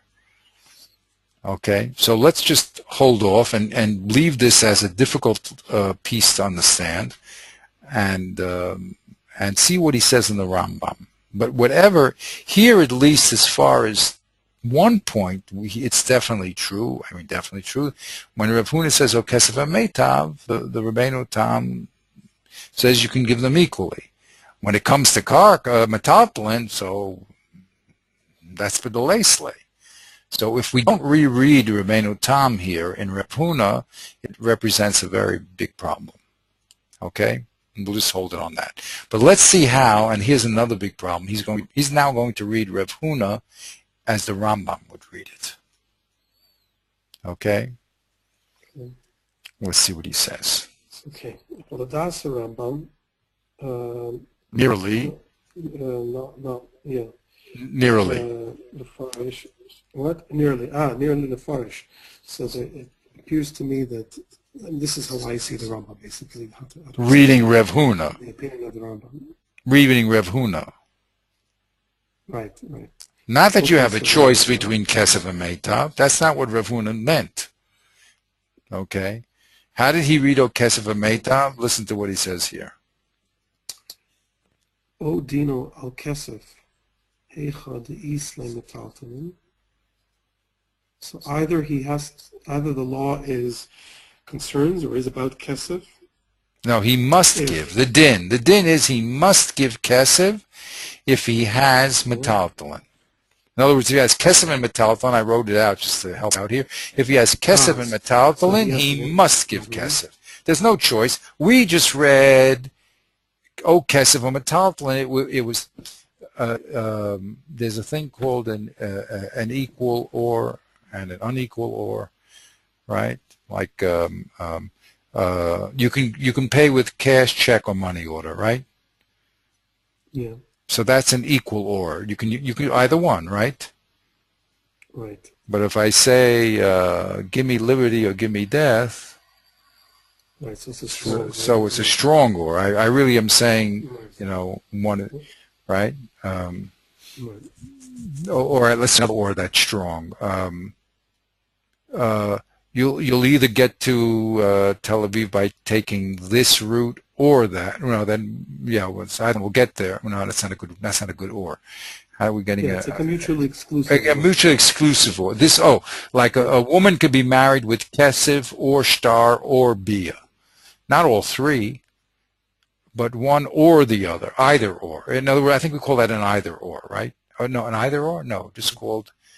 Not an either or. There is in logic. I forget there is a term for it. Yeah, so one is called a weak or and a strong or, right? And I think it's when you say an either, it means you can use any one of them. When you say a strong one, it's an exclusive. This or that, right? Jack Benny, your money or your life. He says, can I think about that?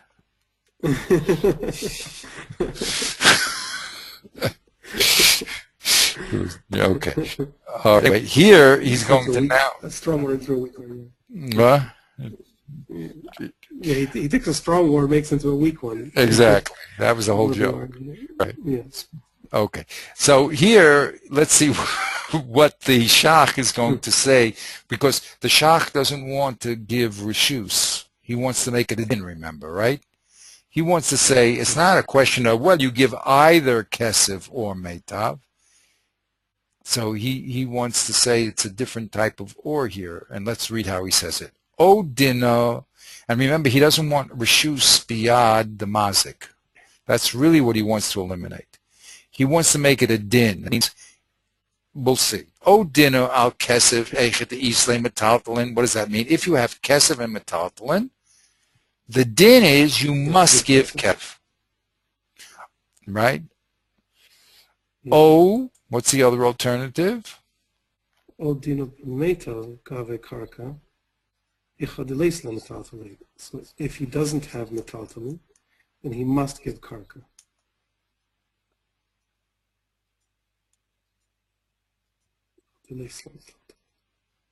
So that means that he doesn't have money either?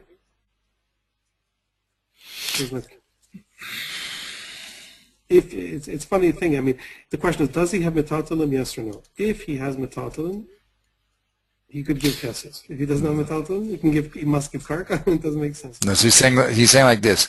This is a very, again, they're all going to jump on the Shach for this one too, but we have to explain at least some way what does he mean.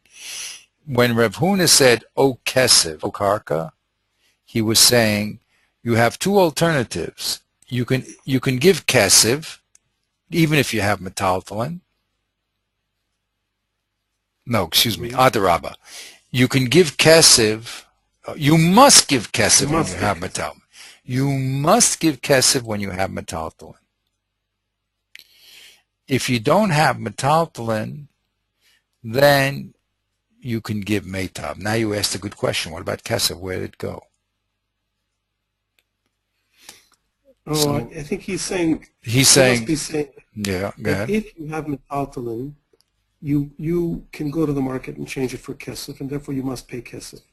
If you don't have metaltalin, you can't exchange anything on the market for kesef, and therefore you must give land. But that's the only thing you have. So it's like this. I think it's like this. You have two choices. You're either going to give kesef. That's your first choice, to give kesef. You must give kesef. If you don't have kesef, then and only then can you give meitav. Now, what does that mean? Now he's saying even more. He's saying your first choice is kesef, and that's even if you have metaltalin. And your second choice is meitav, and that's only when you don't have metaltalin. Mm-hmm.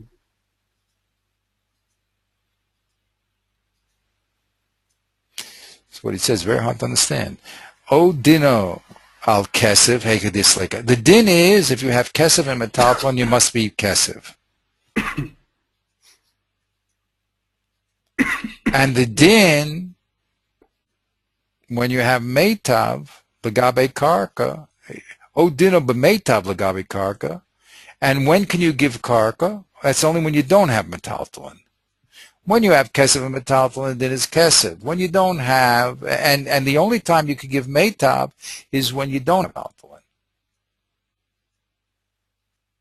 Right.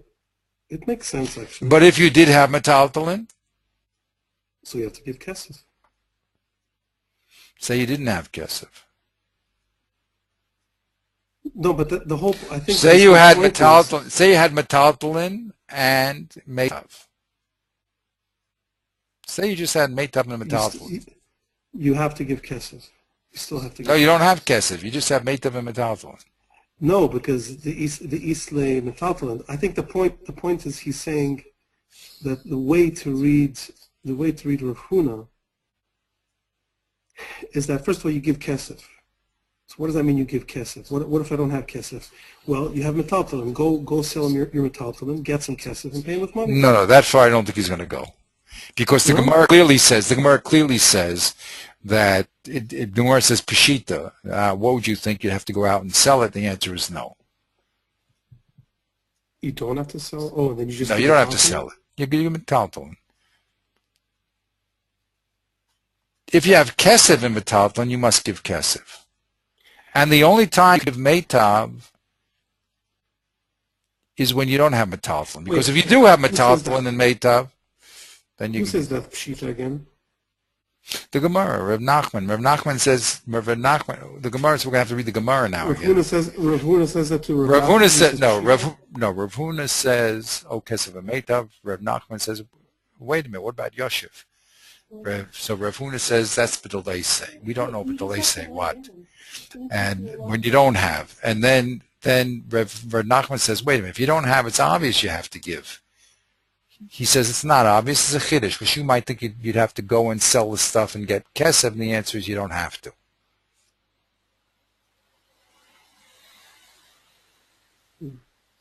The question is it's going to focus around, that Gemara is going to focus around, there's three parts in that Gemara. The first part of the Gemara was, Rav Huna said, oh, kesef meitav, right? Yeah.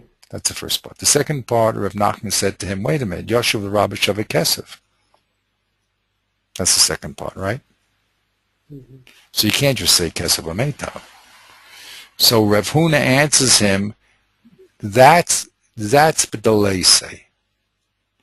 Now Rashi said it meant when you don't have Kesef and Meitav, that's the only time you can give metaltal. And that's how Rashi learned. That's what it means b'delay say. When you don't have kesef and meitav, then you can give metaltal, and that's how Rashi learned. The Gemara then went on to Rav Nachman said, "Wait a minute, that's obvious. You don't need a chiddush Torah for that. Take what you can get. If that's all you have is metaltal. If that's all you have, you don't have kesef and meitav. You just have metaltal, and just take what you get." He says, no, there's a chiddush, because you might think that in Nezikin you'd had to go out and sell your metaltal and give him kesef, kamash malan, that you can just give him metaltal. So the way Rashi's learning, and the way we've been learning all along, is Rav Huna said, oh, kesef, oh, meitav, and if you don't have kesef and meitav, then you can give metaltal. But you don't have to go out and sell it. Okay? You don't have to go out and sell it. But he's saying that the Rambam did not learn Rav Huna that way. The Rambam learned Rav Huna said, O Kesef, O Meitav, and Rav Nachman said to him, what do you do with Shavik Kesef? And he said, that's B'delay say Kesef.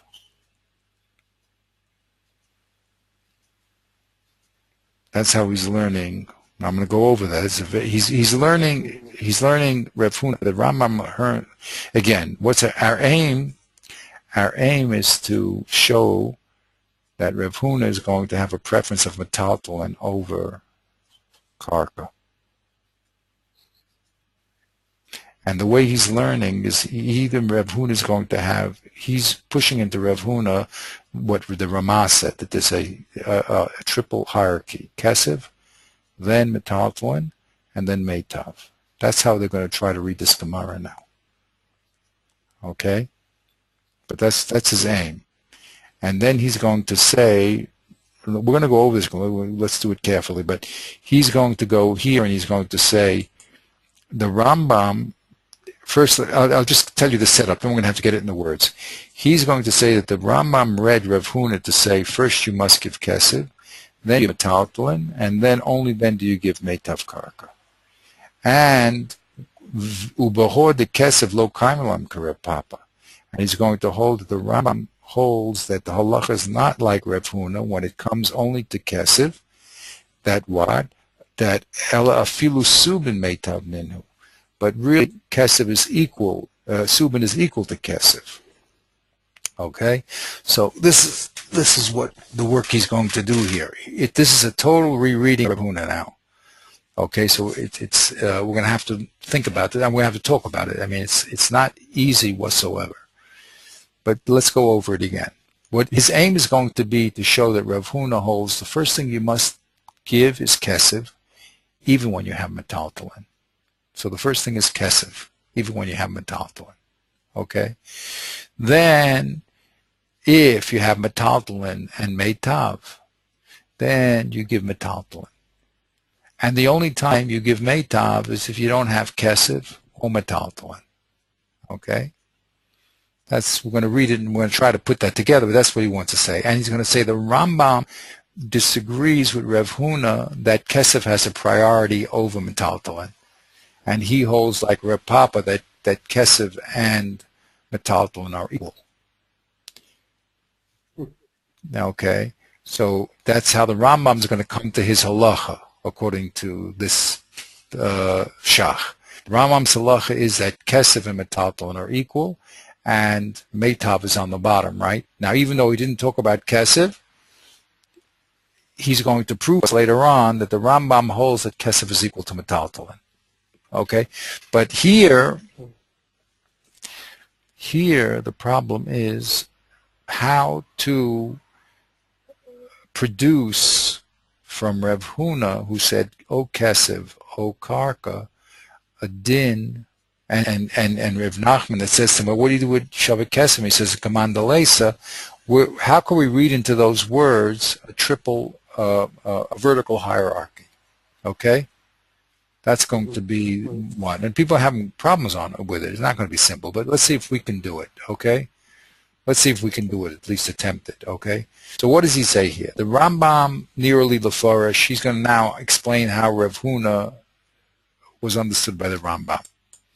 So he says, Rev Huna said, O Kesef, O Meitav. How did the Rambam understand O Kesef and Meitav? Not that you can give Kesef and Meitav equally, and the Mazik can decide he can give Kesef and Meitav. No, he was saying your money or your life. It's a hard or. You either give Kesef, and if you don't have Kesef, you give Meitav.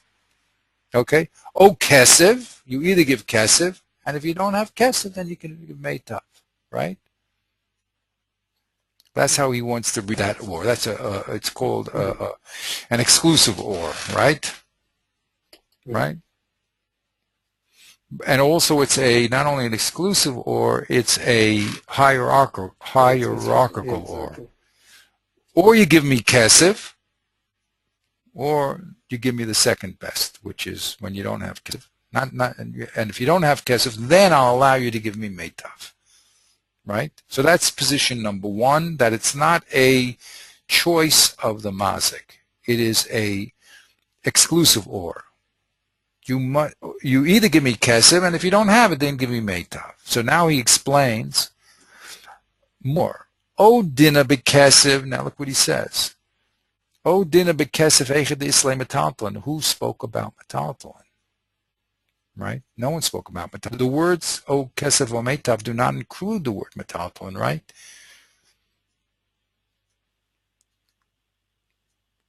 So what he's reading into it is kesef. You give me kesef even when you have metaltalin. Right. I was just going to say that's right. Right. You give me kesef. It serves as a common measure. It's just even if you have metaltalin. Right. And so the second part is that if you don't have metaltalin, then you must give a car. Right. Just as a measure. It's just as a.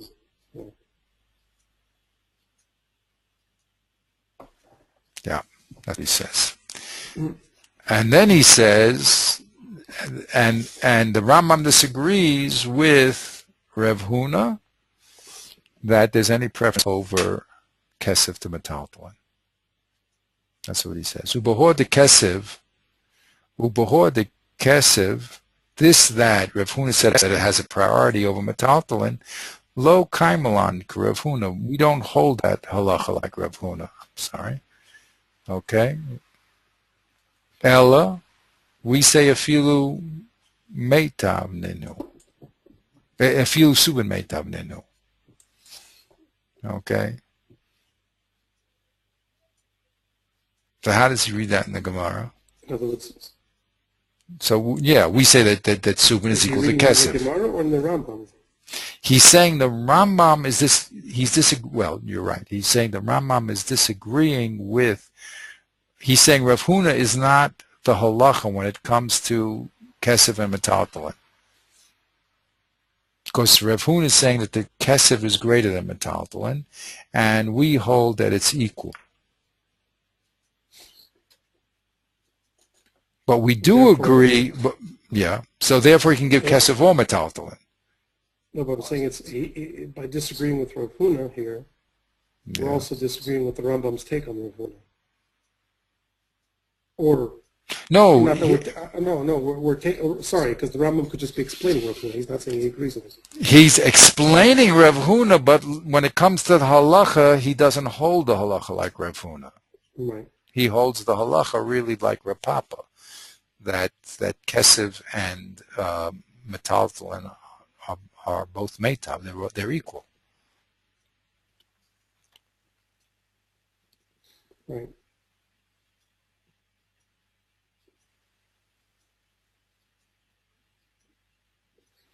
I don't see how does he get this from reading just the Rambam? With the so few Because you words see, in the Rambam, again, it's reverse engineering. We know what the Rambam holds. Now he has to put it into the Gemara. He has to say, how did the Rambam get his din? Yeah. Right? It looks as if there's a choice here.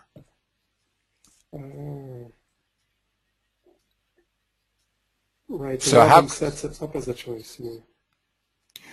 No. The Rambam says there's a priority of metaltalin over meitav, right? And the Shach wants to say that's the law. That's it. That you give metaltalin over meitav. That's the law according to the Rambam. There's no nizak, mazik, no choice. That's the law. We tell the mazik to give his metaltalin before the meitav, right? Okay. So the only place that's mashma that there's a choice is Rav Huna. Rav Huna seems to be saying choice, right? At least when it comes to Kesef and Meitav, it looks like it's a choice, that the mazik has some sort of choice here, right? So he wants to eliminate the reading of the Gemara. The mazik has a choice. There's no choice of the mazik. We're talking about what the mazik must give. So the mazik must be kesef when he has metaltalin, and he can only give meitav when he doesn't have metaltalin. That's the law. That's the din. And the fact that he must give kesef when he has metaltalin, the Rambam doesn't hold that. He holds that the halacha is you can give kesef and metaltalin equally. But what he's trying to eliminate here is a position that the mazik has a choice.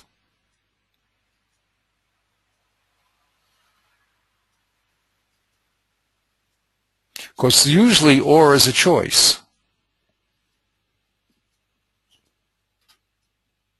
You can give this or that. He's saying that's not what Rav Huna is saying. There's no choice here.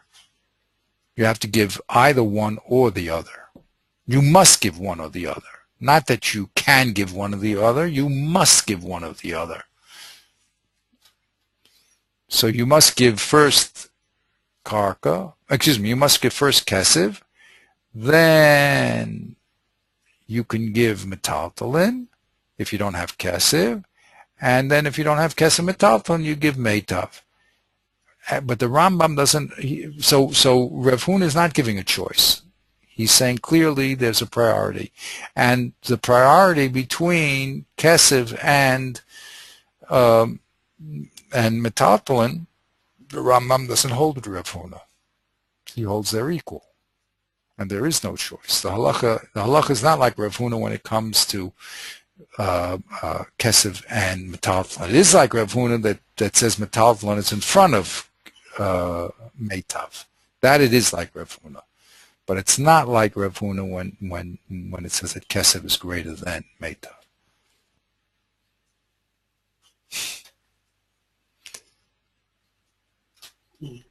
Okay, so we're going to have to work on this. I mean, you know what I mean? It's something that has to be thought about. It's a good, maybe we'll stop here. Okay. I sent you this piece, I think. Did I? I think I sent it to you. I think so. Yeah. You sent I did. So look at this little piece. This, by the way, it's very important. This is going to be in the next level. this is going to be a very sore point. Okay, we have three people we're going to deal with in the next level, and that's we're not finished at all with the Shach, by the way, but in the next level we're going to deal with the Vilna Gaon and with his student, the Nachlas David, and then the Rosh Yeshiva, Rebbe Semeltzer, who lived 50 years ago. And they're all going to be addressing this point, okay? So we have to get a reading as best as we can. The Nachlas David is going to say there's no way to understand this, okay? Because he's going to disagree with him. Yeah, there's no way to understand it. He says it doesn't make any sense. And then he does give a very dochek reading, an extreme dochek reading. But before we get to any dochek reading, we have to at least try to put this together. Mm-hmm. And the important point here is we have to understand, what does the Shach want with this Rav Huna? Okay, and I mean, why is he bringing him? If you know, so here we have, what does he want? And then the other more important question, how is he reading Rav Huna? He's telling us how he's reading it, but we have to understand the Gemara again, go over the Gemara, the three stages in the Gemara, which is Rav Huna's question, Rav Huna's statement, O Kesef O Meitav, Rav Nachman's objection, what do you do with Shavat Kesef, and Rav Huna's answer, that's B'Deleisei. Okay, those are the three moves. So then there's another move, which is, okay, so the delay says Peshita, and you don't have to go out and sell it. Okay, but the most important is the first three moves. And the key point is, what does it mean, the delay say? The delay say what? You see, in other words, O Kesef a Meitav, and you give Metaltalin b'delay say. B'delay say what? Okay. So he's learning, exactly, he's learning B'delei Slei Kesef. Rashi learned B'delei Slei Kesef and Meitav, you give Metaltalin. He learns B'delei Slei Kesef, exactly what you said. B'delei Slei Kesef, you give Metaltalin. But the first setup of Rav Huna was, O Kesef, you either give kesef, and if you don't have kesef, you give meitav, right? Mm-hmm. That's the exclusive or, and the hierarchical or. First kesef, and if you don't have it, you give meitav. The Reb Nachman said, "Then wait a minute, you left out another one. You left out the shavat kesef." Shavat kesef. He says, "Oh, that's for the leisei kesef. I was only talking about the relationship between kesef and meitav, that you have to give kesef before meitav. Now you want to know what my position is when it comes to metaltalin. That's for the leisei kesef. But certainly metaltalin is greater than meitav karka, right? And the Rambam will hold that really the halacha we don't hold like Reb Huna when it comes to the relationship of kesef and metaltalin. In other words, Reb Nachman asked Reb Huna, what's the relationship of kesef and metaltalin? He says that's the leisei kesef. But we don't hold that. We hold that kesef and metaltalin are equal, but we agree with Reb Huna that both of them are better than karka. So then that's the Rambam's halacha, that when you come to the Beis Din, the first thing you do is give metaltalin, and of course the Rambam didn't regard kesef because it's equal to metaltalin, and only when you don't have it you give meitav.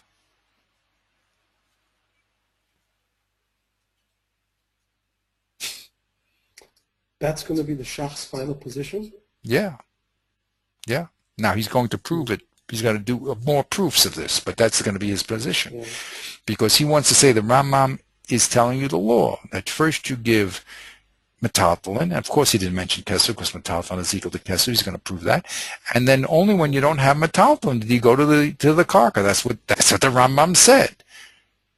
Govin mi metaltalin, and if you don't have enough, or you don't have any, or you don't have enough, then you go to the meitav. That's going to be the shach. He's doing that by saying that the Rambam, when he read Reb Huna, didn't read Reb Huna like Rabbeinu Tam and the Rashi, that when it said the say it meant when you don't have kesef and meitav. Not at all. It was a total different Gemara in the eyes of the Rambam. Rambam was a hard or you either give kesef, and if you don't have kesef, you give meitav. That's what Rav Huna was saying. Rav Nachman says to him, that's interesting. what about Shavit kesef? He says, well, you don't have kesef. I guess the point here is that there has to be a point of leverage to raise karka over, yes, there has to be a point of leverage to raise the taltalin and kesef over karka. Right. You can't equalize them like Rav Papa's position. Right. And since what's ironic here is that since Rav Papa is equalizing them, there's no way to get a point of leverage in Rav Papa and anybody that follows him. Right. So he's saying that the Rambam turns to Rav Huna and reverses his position by virtue of Rav Papa's position. And because Rav Huna's position has at least a point of leverage, which of course goes the other way, but the Rambam, because there is a hierarchy, the Rambam is able to flip it. Whereas there's nothing to flip in Rav Papa. There's nothing to flip. It's all equalized, right? Yeah. So the Rambam really, by rejecting Rav Huna, he needs Rav Huna. No, he needs Rav Huna. Vade needs Rav Huna. Rav Huna is the only one that he can get a hierarchy out of. Right, and that's why he needs Rav Huna in a way that Rashi doesn't read him, because Rashi flattens out Rav Huna and makes him someone like Rav Papa. Exactly. By making karka equivalent to kesef. Right, 100%. Yeah. Okay, I think Beautiful. you got it. Okay. Oh, you got it. It's beautiful. It's mamish. It's a symphony over here. But it's no. It's again, like you said. I mean, the gaoness that's going around here is very hard to conceive of. I mean, this is real. These are real genius people doing work in the Gemara. This is not simple, because all you have again is reverse engineering. You just have a statement of the Rambam. You don't know how he got it. Now that's genius to put it into this Gemara, because again, when you read the Gemara, you're sort of blinded, or it's a better word, you read Rashi and you accept him as that's what the Gemara says. You know what I mean? And then your mind shuts down, because Rashi said it, right? So now you read the Rambam. Where is he coming from? So he's able to be flexible enough to open up the Gemara again and say, come on, the Rambam didn't read the Gemara like Rashi. And it's not the only way to read the Gemara. It only said b'delese, remember? And Rashi had a chiddush. B'delese means both. Doesn't have to mean both. Rashi said it. That's exactly what the chiddush of Rashi to say both. But there's an alternative to Rashi. That means when you don't have kesef. And that was the Ram was holding. B'delei said when you don't have kesef, that's when you give Shavit kesef. But the original position also was a hard or. So it's Gavaldic stuff here. Okay. Yeah. Now he's going to claim this is also the Trumas Adeshin, but it's against the Rabbeinu Hananel, and that's his next piece. He's going to bring people who say a Peshat like this. Okay? That he claims they say a Peshat like this anyway. These are other very early people, the Trumas Adeshin, and then he's going to give his Iker point, and he's going to say this is the Ramah. Remember our Ramah with the triple hierarchy. The Ramah said first Kesef, then Metalin, then Meitav, right? So he's going to say this that I just explained in Rav Huna is the Ramah, but the Rambam disagrees with just one point, that the halacha is not like Rav Huna when it comes to relationship of Kesef and Shavit Kesef. That's all, right? And he's going to prove that the Rambam is correct here. So it's this is what's going on. I mean, it's fascinating. I mean, when you start to appreciate what's going on, they're very, very powerful people. I like that. What I really like is that you can't really quote a previous authority without interpreting him. You can't just say the Rambam said so. In order to understand, you can quote the Rambam, then you have to look at Rav Huna. Yeah, you have to have a source. Right. If you don't have a source, yeah. You have to have a source is the whole problem. Go ahead. I'm sorry. What I'm saying, I like the fact that there's more than one level of quotation here, that it's not just quoting the Rambam. You're saying the Rambam's reading of Rav Huna is essentially different from Rashi's reading of Rafun. Exactly. That's what the Rambam is standing on. Exactly. So you're really involving all the levels at once. That's what's amazing. Right. Exactly. They're dealing with all the levels at once. Exactly. Exactly. And it's at which level, you always have to know at which level did the machlokus in reading or the different reading come in. That's really, and that's what they're doing. That's exactly what they're doing, and that's what everybody will be really doing. Because you just have a result, but you don't have a cause. You don't have a cause. You don't see what the source of the result is. You just see a result. So you have to reverse engineer, go back. Well, where did this come from? So now it has to come from a different reading of because the same reading is going to come up to the old result. So it has to come with a different reading. So, okay, we'll continue. This is very, very, very sophisticated stuff. Like I said, this is real learning. There's no, I told you, did I tell you when I taught in junior high school? During the Vietnam War, a lot of people were running to Canada, but so the other way to do it was to teach in the ghetto schools. So I taught for a year. I taught science in one of the worst, the worst ghetto school in New York City. Wow, where? In Harlem or? In in the South Bronx. The South Bronx. The South Bronx. It was like the worst. It was so bad that in between sessions, the assistant principal would hide in the bathroom. It was like really bad. It was bad. I have wonderful stories, but whatever it is. So I taught in this school, and the assistant principal calls me in, and she said, "Mr. Cholkovsky, I'm glad you have not lowered the standards for our students." That was her line. Because I taught them real things. I just tried to make it exciting. You know what I mean? But lowering the standards. So the same thing here. A lot of people, when they think about teaching people how to learn, when they think about people teaching Yiddishkeit, so they look, well, what could this guy possibly do? If he puts on tefillin, it's going to be like a revolutionary concept, or a kippah. Wow. But to teach them iyun b'Gemara, I think you're a little, you're cracked. You know what I mean? So that's the same thing. I believe that you don't lower the standards. Because everything here is logical. It's 2 and 2 is 4. I always say it. It's just a question of it's sophisticated, but if you go down the levels, you can understand it. There's no one's getting a mystical flash from Har Sinai and telling you, everything is beautifully logical and it flows. Of course, there's different ways of reading and understanding, but that's also here. That's my aim. I believe that everyone. You just have a normal mind. You don't have to be the Vilna Gaon. But if someone explains to you the system, then you understand what's going on. Now, to do what Virsam Elsa did, he's definitely a super gifted person. The Shah. These are gifted people. You know what I mean? But to appreciate what they do is something it's open to everybody. You just have to have someone who will just show you the ropes. You know what I mean? And that's this whole idea of what I'm doing, because if with the charts and with the explanation, the step-by-step procedure, you're able to say clearly what's being done.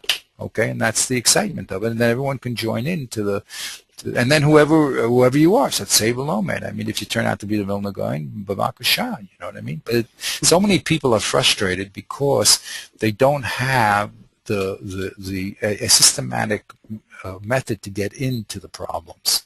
So it just looks like he says and he says that. Okay, so he said, I'll believe anyone. Why not? You know what I mean? They're big people. I trust them. But that's the shell of the learning. You know what I mean? It's not the real learning. So Baruch Hashem, we're getting into the real stuff. Okay? So we'll get together Wednesday. We'll continue. Look at if I know you're busy, but if you have some time, just look again at that little piece in the Shach and go over Reb Hun and the Shach and put together what we said Bezrat Hashem, then we'll go forward in the learning. Okay? Have a great week, Cole, too. You too. Have a good one.